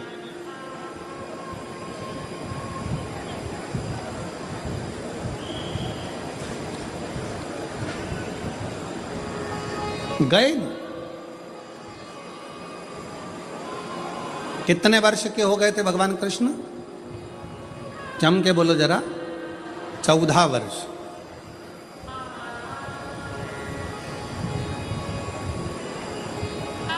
देवकी माता इंतजार करती रही, कृष्ण आएंगे, छुड़ाएंगे। देवकी माता को मालूम पड़ा कि पूतना को मार दिया, तृणावत को मार दिया, अघासुर को मार दिया, बकासुर को मार दिया, इसको मार दिया, उसको मार दिया। कृष्ण आएंगे, छुड़ाएंगे, कृष्ण आएंगे, छुड़ाएंगे। बचपन में गोदी में पूतना का जो संहार कर देते हैं, तृणावत को जो बाल्यावस्था में ही मार देते हैं, वो चाहते तो पहले, सबसे पहले जाकर माता देवकी को कारागार से छुड़ा देते।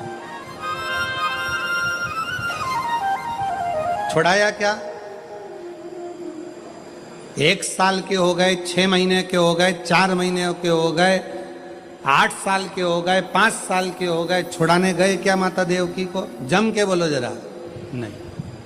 देवकी माँ इंतजार करती रही, कृष्ण आएंगे, मुझे छुड़ाएंगे। श्रीमद् भागवत का संवाद है ये, बड़ा सुंदर संवाद। इंतजार करती रही, आएंगे, छुड़ाएंगे, आएंगे, छुड़ाएंगे। यहाँ पर सूरत में जिन्होंने बहुत भव्य और विशाल शिव पुराण की कथा कराई, ऐसे पाटिल परिवार यहाँ दोनों भाई बैठे होंगे। ऐसा क्या योग संजोग बना कि ये शिव महापुराण की कथा हमारे सूरत में, सिरपुर में चल रही थी और यहाँ आकर पक्की हो गई और सूरत में कथा हो गई। तो हमने इन पाटिल परिवार से एक ही बात कही कि इसको कराने वाले आप और हम नहीं हैं, ये पूर्व से उस परमात्मा के खाते में लिखा हुआ था। तारीख भी वही लिखता है और देता भी वही। मैं धन्यवाद दूंगा।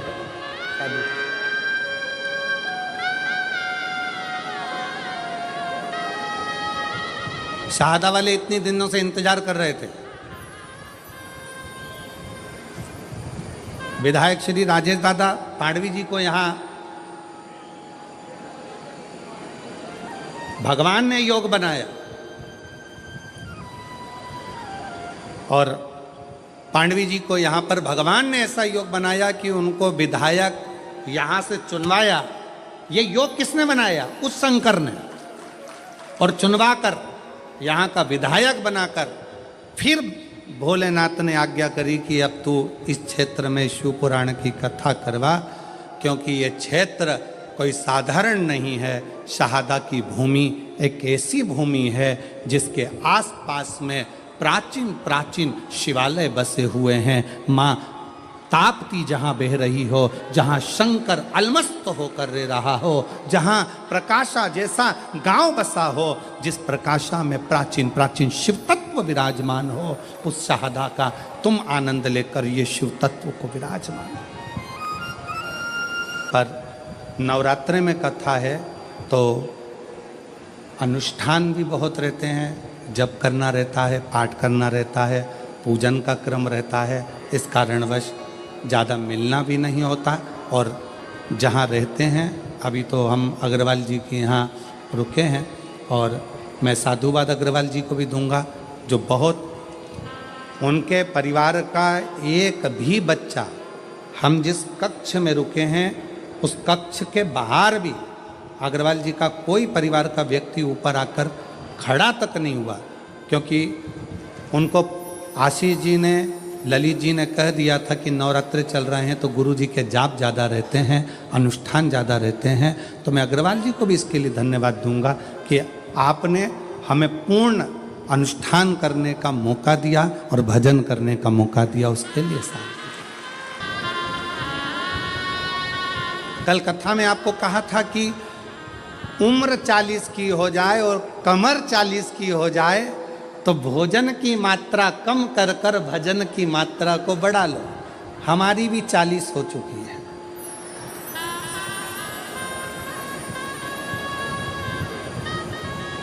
इसलिए भजन की मात्रा बढ़ाना जरूरी है। केवल कहने से तुम्हारे लिए नहीं, अपने लिए भी अमल किया जाए।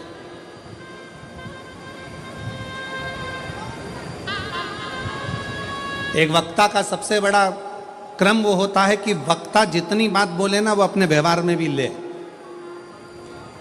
अब वक्ता कह दे कि झूठ मत बोलो और खुद झूठ बोले, वक्ता कह दे कि ऐसा करो और वो वैसा करे, वक्ता कह दे ऐसा करो वैसा, तो खुद के ऊपर भी अमल होना चाहिए। अपना भजन का बल बढ़ाना प्रारंभ करिए, स्मरण का बल बढ़ाना प्रारंभ करिए, भगवत भजन बढ़ाओ। 3 साल के हो गए, 4 साल के हो गए, 5 साल के हो गए, देवकी मैया इंतजार कर रही है, कृष्ण आएंगे छुड़ाएंगे, कृष्ण आएंगे छुड़ाएंगे, नहीं गए। भगवान कृष्ण जब माता देवकी को छुड़ाने के लिए पहुंचे तो देवकी माता ने भगवान कृष्ण को कहा, श्रीमद् भागवत का संवाद है, बात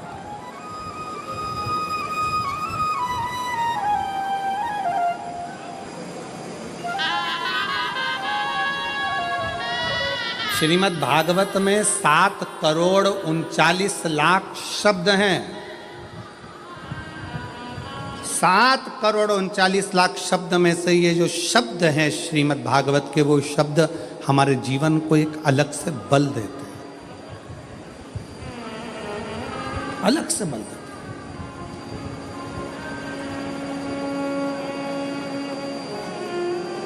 कृष्ण मुझे छुड़ाने में 14 साल लग गए तुझे। देवकी मां कह रही हैं, हे कृष्ण, ताड़का को तूने बचपन में मार दिया, 6 दिन का था।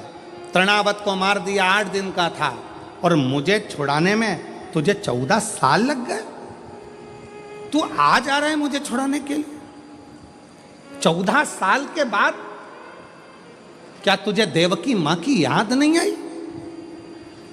हे कृष्ण, तू मुझे 14 साल के बाद छुड़ाने के लिए आया है। कृष्ण कहते हैं, हाँ मैया, मैं तुझे 14 वर्ष के बाद छुड़ाने के लिए आया हूं। क्यों? हे कृष्ण, तूने मुझे छुड़ाने में 14 साल लगा दिए, 14 वर्ष, इतनी देर, इतनी देर।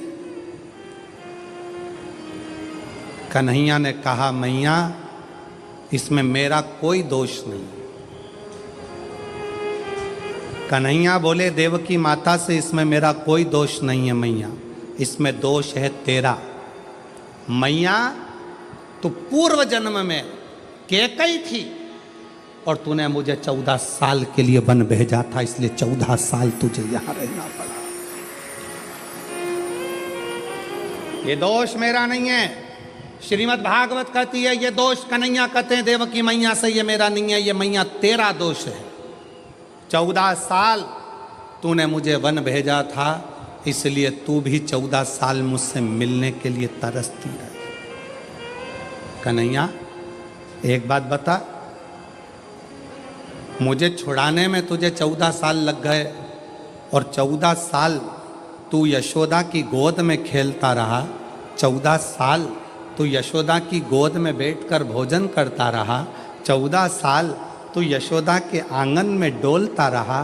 वो यशोदा कौन है? कृष्ण कहते हैं मैया वो मेरी पूर्व जन्म की कौशल्या माँ है जो 14 साल मेरे इंतजार में रोती रही है। 14 साल मेरे इंतजार में रोई है मेरी कौशल्या मैया। जब 14 साल मेरे लिए तड़फी है तो मैंने भी रीत बनाई कि जो मेरे लिए 14 साल तड़फा है उसको 14 साल का सुख इस जन्म में दूंगा, और जो मुझे 14 साल के लिए वन भेज दिया है तो उसको 14 साल फिर तड़पना पड़ेगा। इसमें दोष किसी का नहीं है। मत बुरे कर्म कर बंदे वरना पछताएगा, भगवान की आंखों से तो बच नहीं पाएगा, तू बच नहीं पाएगा। अरे ओ अज्ञानी मत करना नादानी, अरे ओ अज्ञानी मत करना नादानी। तेरे कर्म का फल भी तू ही पाएगा, जैसा किया तूने तेरे आगे आएगा। मत बुरे कर्म कर बंदे वरना पछताएगा, भगवान की आंखों से तू बच नहीं पाएगा, तू बच नहीं पाएगा। भगवान कृष्ण कह रहे हैं इसमें मेरा दोष नहीं है, दोष तुम्हारा है। सावधान शहादा वालों, जितने आस्था चैनल पर कथा सुन रहे हो, जितने फेसबुक यूट्यूब पर सुन रहे हो और जितने इस पंडाल में बैठकर कथा सुन रहे हो, दूसरे पर दोष मत देना। अपने मुख से कभी मत कहना कि मेरे पड़ोसी ने मेरे ऊपर टोना कर दिया, तंत्र विद्या कर दी, मंत्र विद्या कर दी। अगर ऐसे तंत्र मंत्र करने वाले होते तो बड़े बड़े फैक्ट्रियों को दीन नीचे गिरा देते, बड़े बड़े ऑफिसरों को उठा के पटक देते। कोई तुम्हारे पर न तंत्र करने वाला है न कोई तुम पर मंत्र करने वाला है।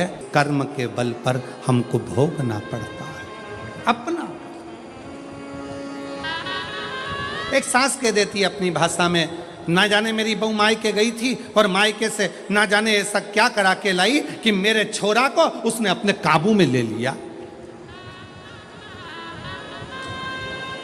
नहीं,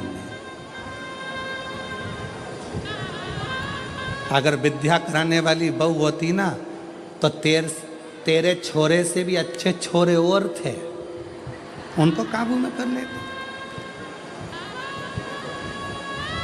अरे बोलो तेरी जीजियों सही है कि गलत है? क्यों किसी की बहू को गलत इल्जाम लगाना? ये अपने मायके गई थी, मायके से कुछ करा के लाई है, ये अपने पियर गई थी, पियर से कुछ करा के लाई है, ये वहां गई थी, वहां से कुछ करा के लाई है। नहीं, बहू में इतनी सामर्थ्यता नहीं है कि वो अपने पियर से कुछ करा के लाए, और पियर वालों में भी इतनी सामर्थ्यता नहीं कि वो किसी से अपनी लड़की के लिए तंत्र मंत्र करवाएं। ये आपकी बुद्धि में ना जाने किस किस ने भाटा भर दिया, इसलिए तुम्हारी सोच बिगड़ गई।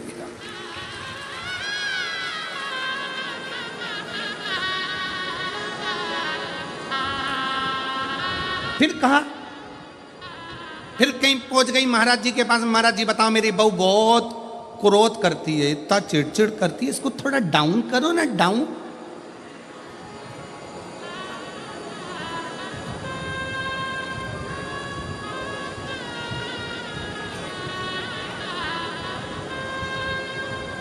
थोड़ा डाउन करो ना। महाराज जी ने कहा तेरी बहू को लेके आना। बहू पहुंच गई। आदि कमरिया पे साड़ी, सादा की बहुओं की बारी।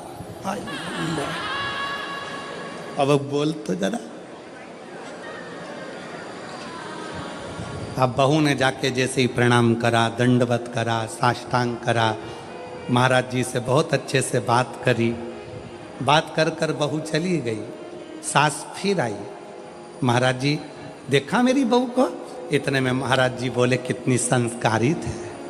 इतने में तुरंत सास ने कहा तुम पे भी कर दी विद्या, तुम पे भी, तुम भी नहीं बचे।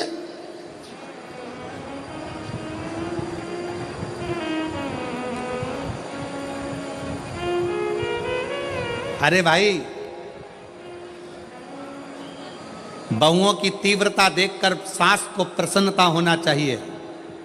तुम्हारी बहू को 4 व्हीलर गाड़ी चलाना आती है, तुम्हें प्रसन्न होना चाहिए। तुम्हारी बहू को 2 व्हीलर गाड़ी चलाना आती है, तुम्हें प्रसन्नता होना चाहिए। तुम्हारी बहू बाजार कर कर आ जाए, तुम्हें प्रसन्नता होना चाहिए। तुम्हारी बहू लैपटॉप पर काम करे, तुम्हें प्रसन्नता होना चाहिए। तुम्हारी बहू तुम्हारे बच्चों को अच्छी शिक्षा दे, तुम्हें प्रसन्नता होना चाहिए। प्रसन्नता होना चाहिए कि कम से कम मेरी जिंदगी तो निकल गई, पर आने वाला समय इतना बदलाव का समय है, उसके ज़माने में ऐसी बहू का होना बहुत जरूरी है।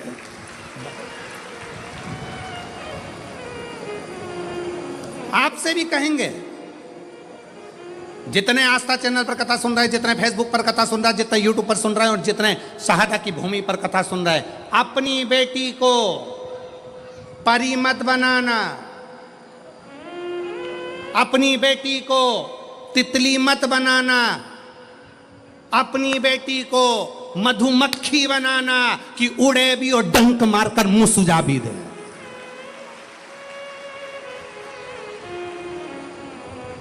गया तितली का जमाना, गया परी का जमाना। अपनी बेटी को मधुमक्खी बनाओ जो शहद जैसी मिठास अपनी वाणी में भी रखे, और अगर कहीं का घूर कर देख ले और हरकत कर दे तो मुंह सुझा दे एक में धर के। ऐसी बनाओ मधुमक्खी, तितली नहीं, परी नहीं। एक कलयुग में बेटी को मधुमक्खी बनने की जरूरत है। मधुमक्खी। ये छोटी छोटी बच्चियों के साथ गलत कृत्य हो रहा है, कहीं कुछ हो रहा है, कहीं कुछ हो रहा है। उनका सबसे बड़ी गलती है माँ बाप की कि अपनी बेटी को परी बनाया, तितली बनाया, और उसको मधुमक्खी नहीं बनाया। मधुमक्खी जैसा डंक उसके अंदर उत्पन्न करो, जैसे जीजाबाई में था, जैसे अहिल्याबाई में था, झांसी की रानी में। वो डंक होना चाहिए उसके अंदर।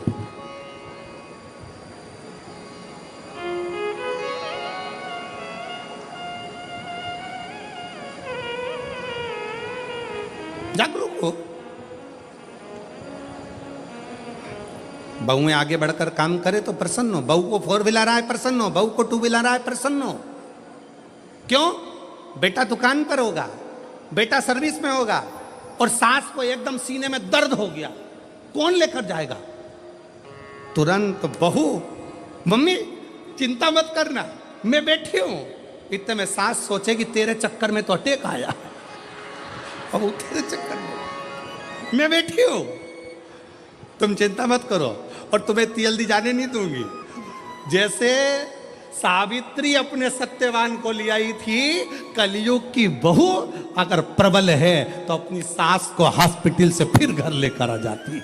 उसकी चतुरता। जितने तो पति बात नहीं करते डॉक्टर से, उतनी बहुएं बात कर लेती है। डॉक्टर साहब हमारी मम्मी को क्या हो गया? सिर पे पल्लू वल्लू लेके खड़ी हो जाएगी हॉस्पिटल में। क्या है? सिस्टर सिस्टर बॉटल खत्म हो रही है, जल्दी उतारो, इधर आओ, अभी खत्म तो होने दो मैडम, अभी खत्म। अरे मैडम गई चूल्हा में, चल उतार, इधर आ। हॉस्पिटल में पर्चा बनवाने गई तो वहां पहुंच गई पर्चे में, ये 3 टेबलेट का तुमने बिल ज्यादा जोड़ लिया, और पति वहीं बाजू में खड़ा उसका मुंह देख रहा, तुझे कैसे मालूम? वो बोली मैंने मोबाइल में सर्च करा था, इतने की थी और ये इतने में लगा रहा है। कम करता है कि मोबाइल है, अभी बनाऊं वीडियो इतना। जी जी मैं हाथ जोड़ता तेरे, पति उसको देखकर आश्चर्य में पड़ गया और घर आकर बोला, अगर तू नहीं होती तो मेरी अम्मा घर नहीं आती, सीधे शमशान चली जाती।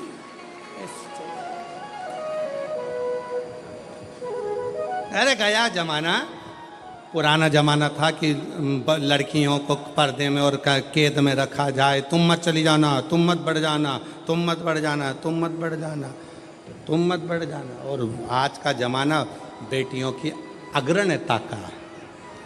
और बहुत खुशी होती है मेरी जीजियों, आप लोगों को जब आगे आगे देखा जाए और आप लोगों की विद्वत्ता को देखा जाए तो दिल करता है कि बेटियां ऐसी होना चाहिए, जीजाबाई जैसी बेटी ऐसी होना चाहिए, अहिल्याबाई जैसी बेटी ऐसी होना चाहिए, झांसी की रानी जैसी बेटी ऐसी हो, दुर्गावती जैसी बेटी, मुक्ताबाई जैसी, मीरा, कर्मा, सब बेटियां।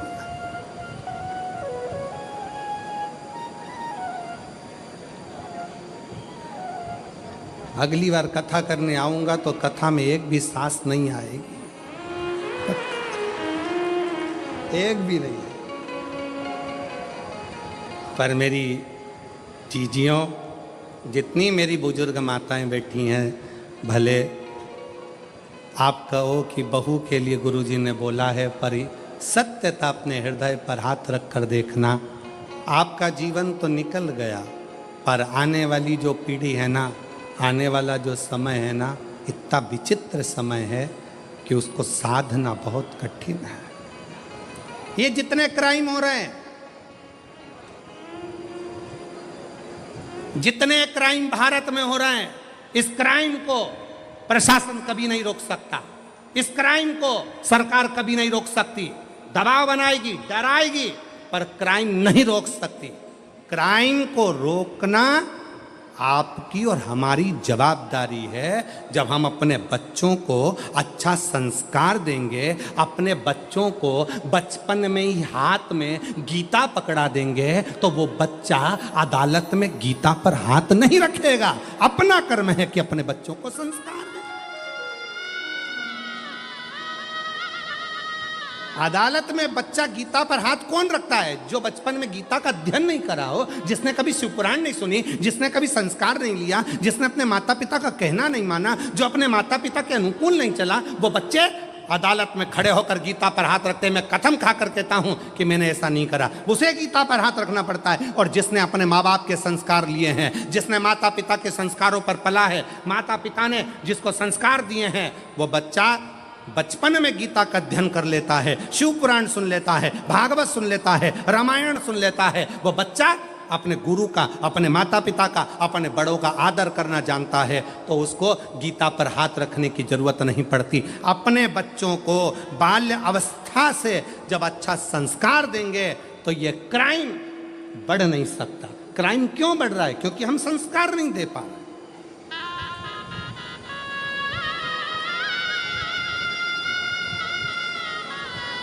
हम बच्चों को कार तो दे दिए, पर संस्कार नहीं दे पाए, संस्कार से वंचित रहे, संस्कारों से प्रेम। अरे और मेरी जितनी जीजियां बैठी हैं, एक निवेदन आपसे करूं,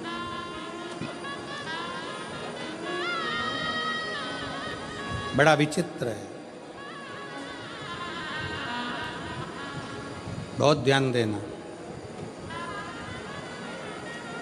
सास कितना भी पक्षपात करे, सास कितना भी अपशब्द कहे, सास कितना भी ताना दे, सास कितनी भी गाली दे, एक अच्छे पिता की बेटी का सबसे बड़ा लक्षण होता है कि वो अपनी सास की बातों का ध्यान ना करे, और कितनी भी गाली दे तो भी उसकी सेवा में कोई कमी ना रखी जाए, उसकी सेवा निरंतर।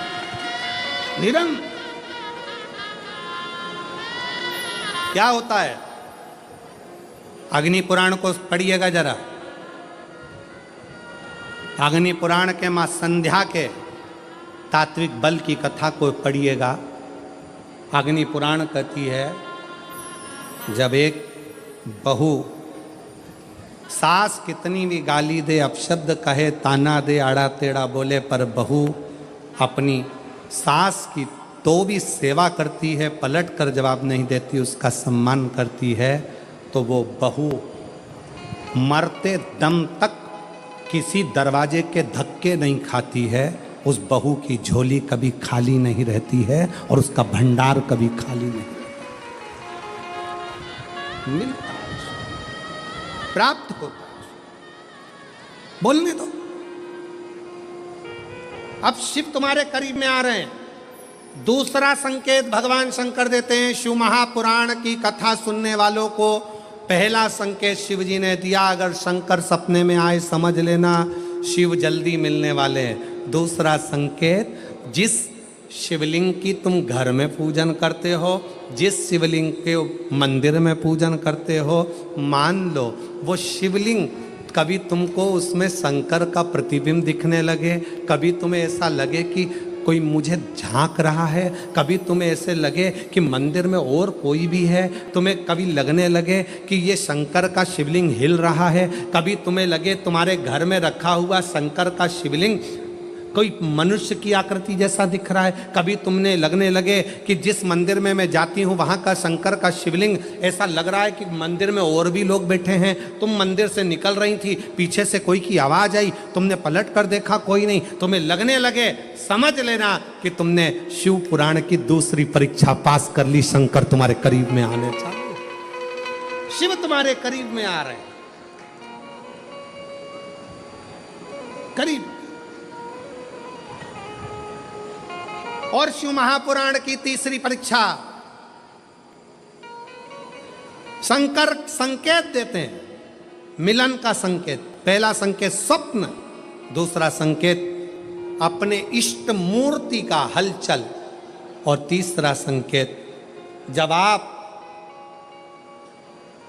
कुछ सोचो और वैसा कि वैसा ही तुम्हारे साथ 2 दिन या 5 दिन में हो जाए, समझ लेना कि तीसरा संकेत दे दिया, मतलब शंकर अब तुरंत मिलने वाले हैं। तुमने सोचा, अपने बेटे से कहा, देख बेटा मत कर ऐसा, ऐसा करेगा तो उसके साथ ऐसा हो जाएगा। बेटी मुझे लग रहा है कि ये काम गलत है, बेटा तू ऐसा कर ले, ऐसा हो जाएगा। संकेत तुम्हें मिलने लगे और तुम्हारी विवेक, तुम्हारा एंटीना, तुम्हारी बुद्धि, तुम्हारा चित्त प्रबल हो जाए, समझ लेना कि शिव मिलने वाला।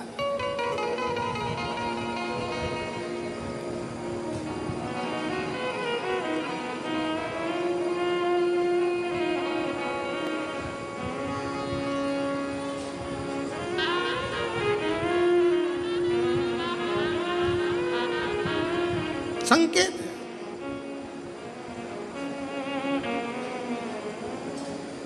संकेत एक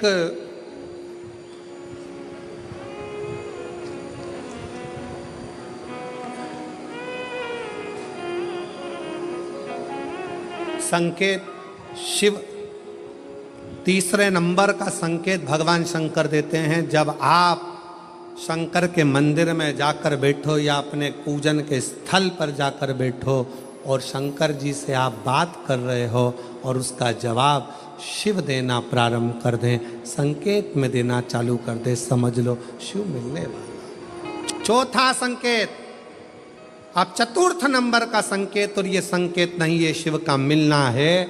जब ये 3 परीक्षा पास हो जाती है तो चौथे नंबर की परीक्षा पास करने की ज़रूरत नहीं पड़ती है। दुनिया के लोग कहते हैं कि भगवान आते हैं 2-4 घंटे रुकते हैं, सब झूठ है। भगवान एक क्षण के लिए आता है और तुम्हारे सामने आकर तुम्हारे सामने से निकल कर चले जाता है और तुम्हें महसूस करा देता है कि मैं तेरे सामने आया था और निकल कर चले गया, तो मुझे पहचान नहीं पाया। आता है, आए।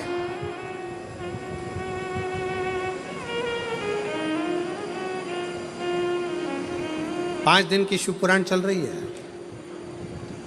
सुबह से लेकर रात तक, रात से लेकर सुबह तक, सुबह से लेकर रात तक 5 दिन की यह शिव पुराण कल विराम हो जाएगी। कल तक में तुमने 5 दिन जो सवेरे भोजन से लेकर नाश्ते से लेकर रात को सोने तक और सोने से सुबह तक, सुबह से फिर रात तक जो क्रम करा, 5 दिन का क्रम उठाकर देखना। अगर तुमने दिल से पंडाल में शिव महापुराण की कथा सुनी है तो श्रवण करने वाले को एक क्षण के लिए शंकर का दर्शन होता जरूर है, भले वो किसी अंश रूप में हो, वो होगा, प्राप्त हो। क्यों? ब्रह्मा ब्रह्मलोक में है, भगवान विष्णु बैकुंठ लोक में है, भगवान शंकर मृत्यु लोक में। ये मृत्यु लोक मेरे देवाधिदेव महादेव का है, शिव का।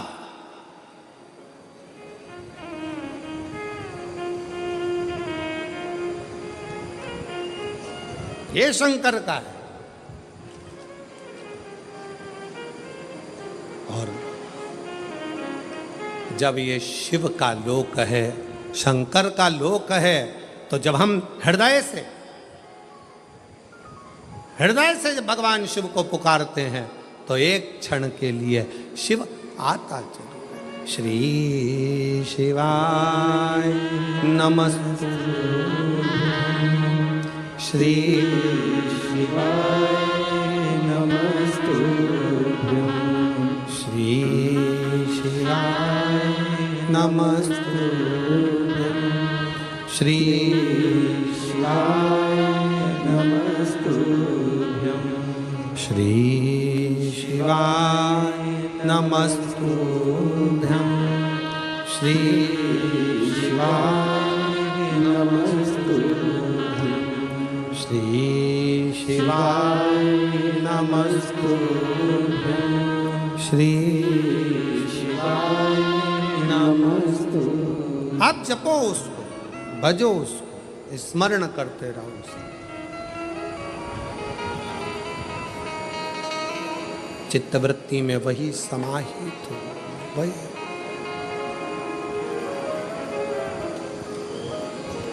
मैं तो तेरा एक दीदार चाहूं, दीवाना तेरा, तेरा प्यार चाहूं। मैं तो तेरा एक दीदार चाहूं, दीवाना तेरा, तेरा प्यार चाहूं।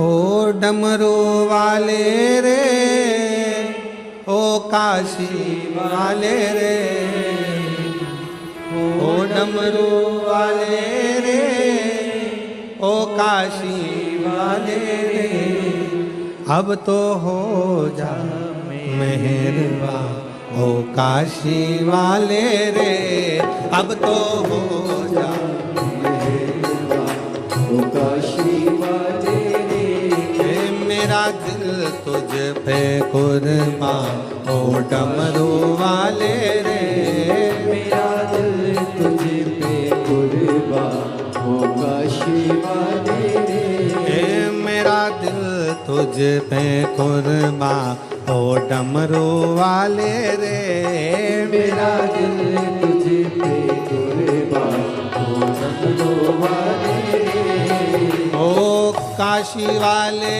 रे, ओ डमरू वाले रे, ओ काशी वाले रे, ओ डमरू वाले रे, ओ सीहोर वाले रे, उज्जैनी वाले रे, सीहोर वाले रे, उज्जैनी वाले रे, ओ अब तो हो जा मेहरबान, ओ काशी वाले रे, अब तो हो जा मेहरबान, ओ काशी वाले रे, ओ मेरा दिल तुझ पे कुर्बान, ओ काशी वाले रे, मेरा दिल तुझ पे कुर्बान, ओ काशी वाले रे।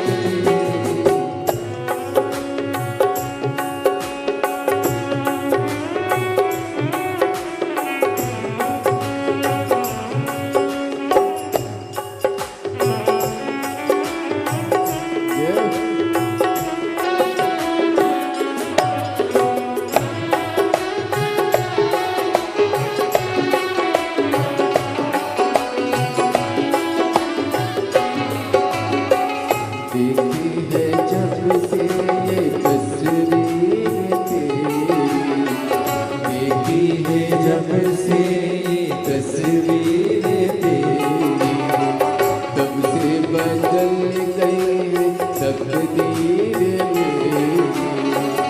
कब से बदल गई है तकदीर मेरी, देखी है जब से ये तस्वीर तेरी, देखी है जब से ये तस्वीर तेरी, कब से बदल गई है तकदीर मेरी, कब से बदल गई है तकदीर मेरी। ओ काशी वाले रे, ओ डमरू वाले रे, ओ काशी वाले रे, ओ डमरू वाले रे, ओ काशी वाले रे, ओ डमरू वाले रे, ओ काशी वाले रे, ओ डमरू वाले रे, मेरा दिल बागबान, ओ काशी वाले रे, ओ मेरा दिल बागबान, ओ काशी वाले रे, मेरा दिल तुझ पे कुर्बान, ओ काशी वाले रे, ओ मेरा दिल तुझ पे कुर्बान, ओ काशी वाले रे।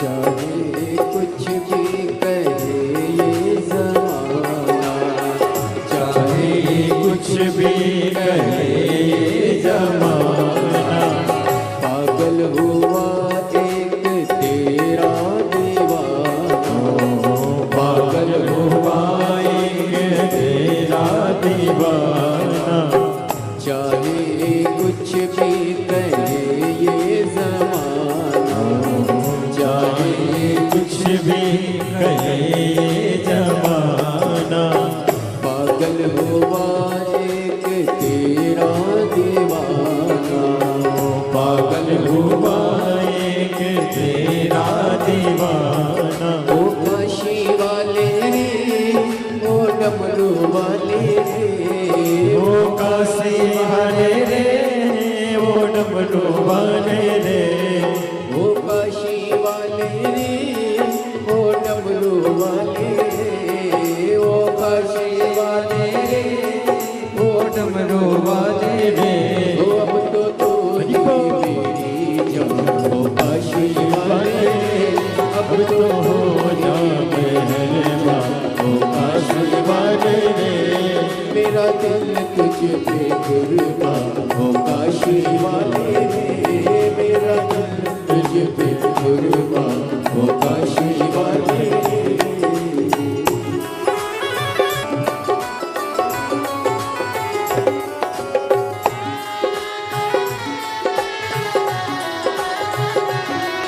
ओ काशी वाले रे, ओ डमरू वाले रे, ओ काशी वाले रे, ओ डमरू वाले रे, मेरा दिल तुझ पे कुर्बान, ओ काशी वाले रे, मेरा दिल तुझ पे कुर्बान, ओ काशी वाले रे, मेरा दिल तुझ पे कुर्बान, ओ काशी वाले रे, मेरा दिल तुझ पे कुर्बान, ओ काशी वाले रे।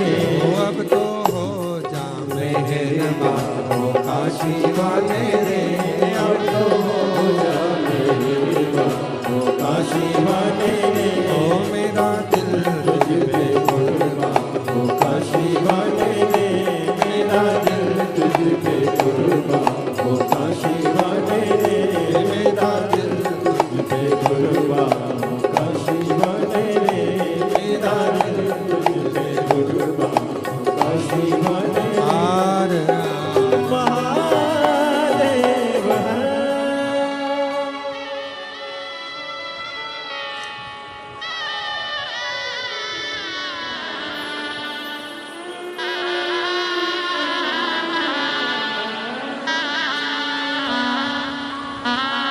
अपने स्थान पर बैठकर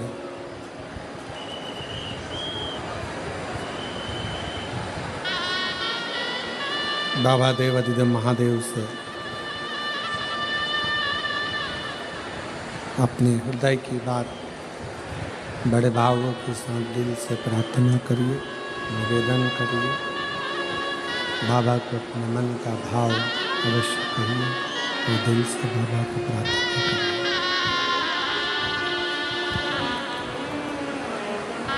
जहाँ जगह मिले वहाँ बैठकर दिल से, जहाँ जगह मिले वहाँ बैठकर बाबा को अपने मन का भाव कहिए, हृदय से प्रार्थना।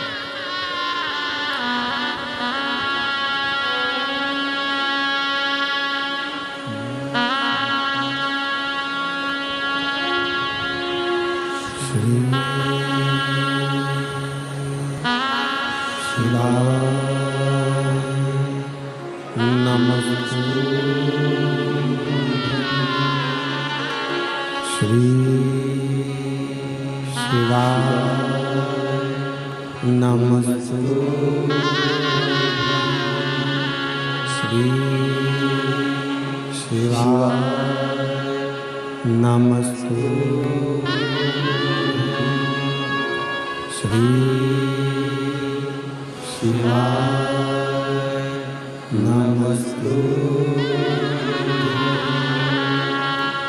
श्री शिवाय नमस्तु।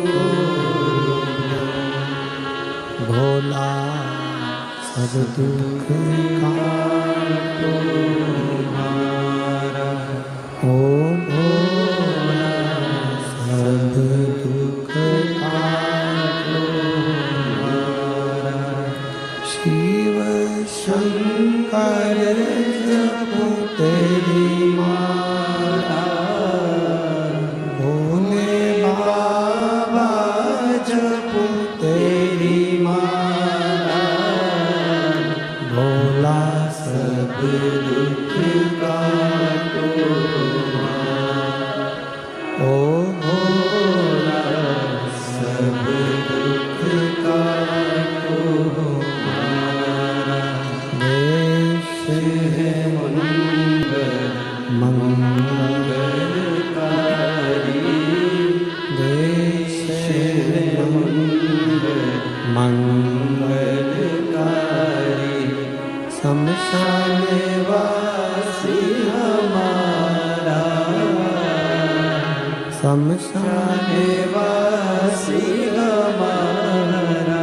ओ भोला सब दुख काटो हमारा, ओ भोला सब दुख काटो हमारा।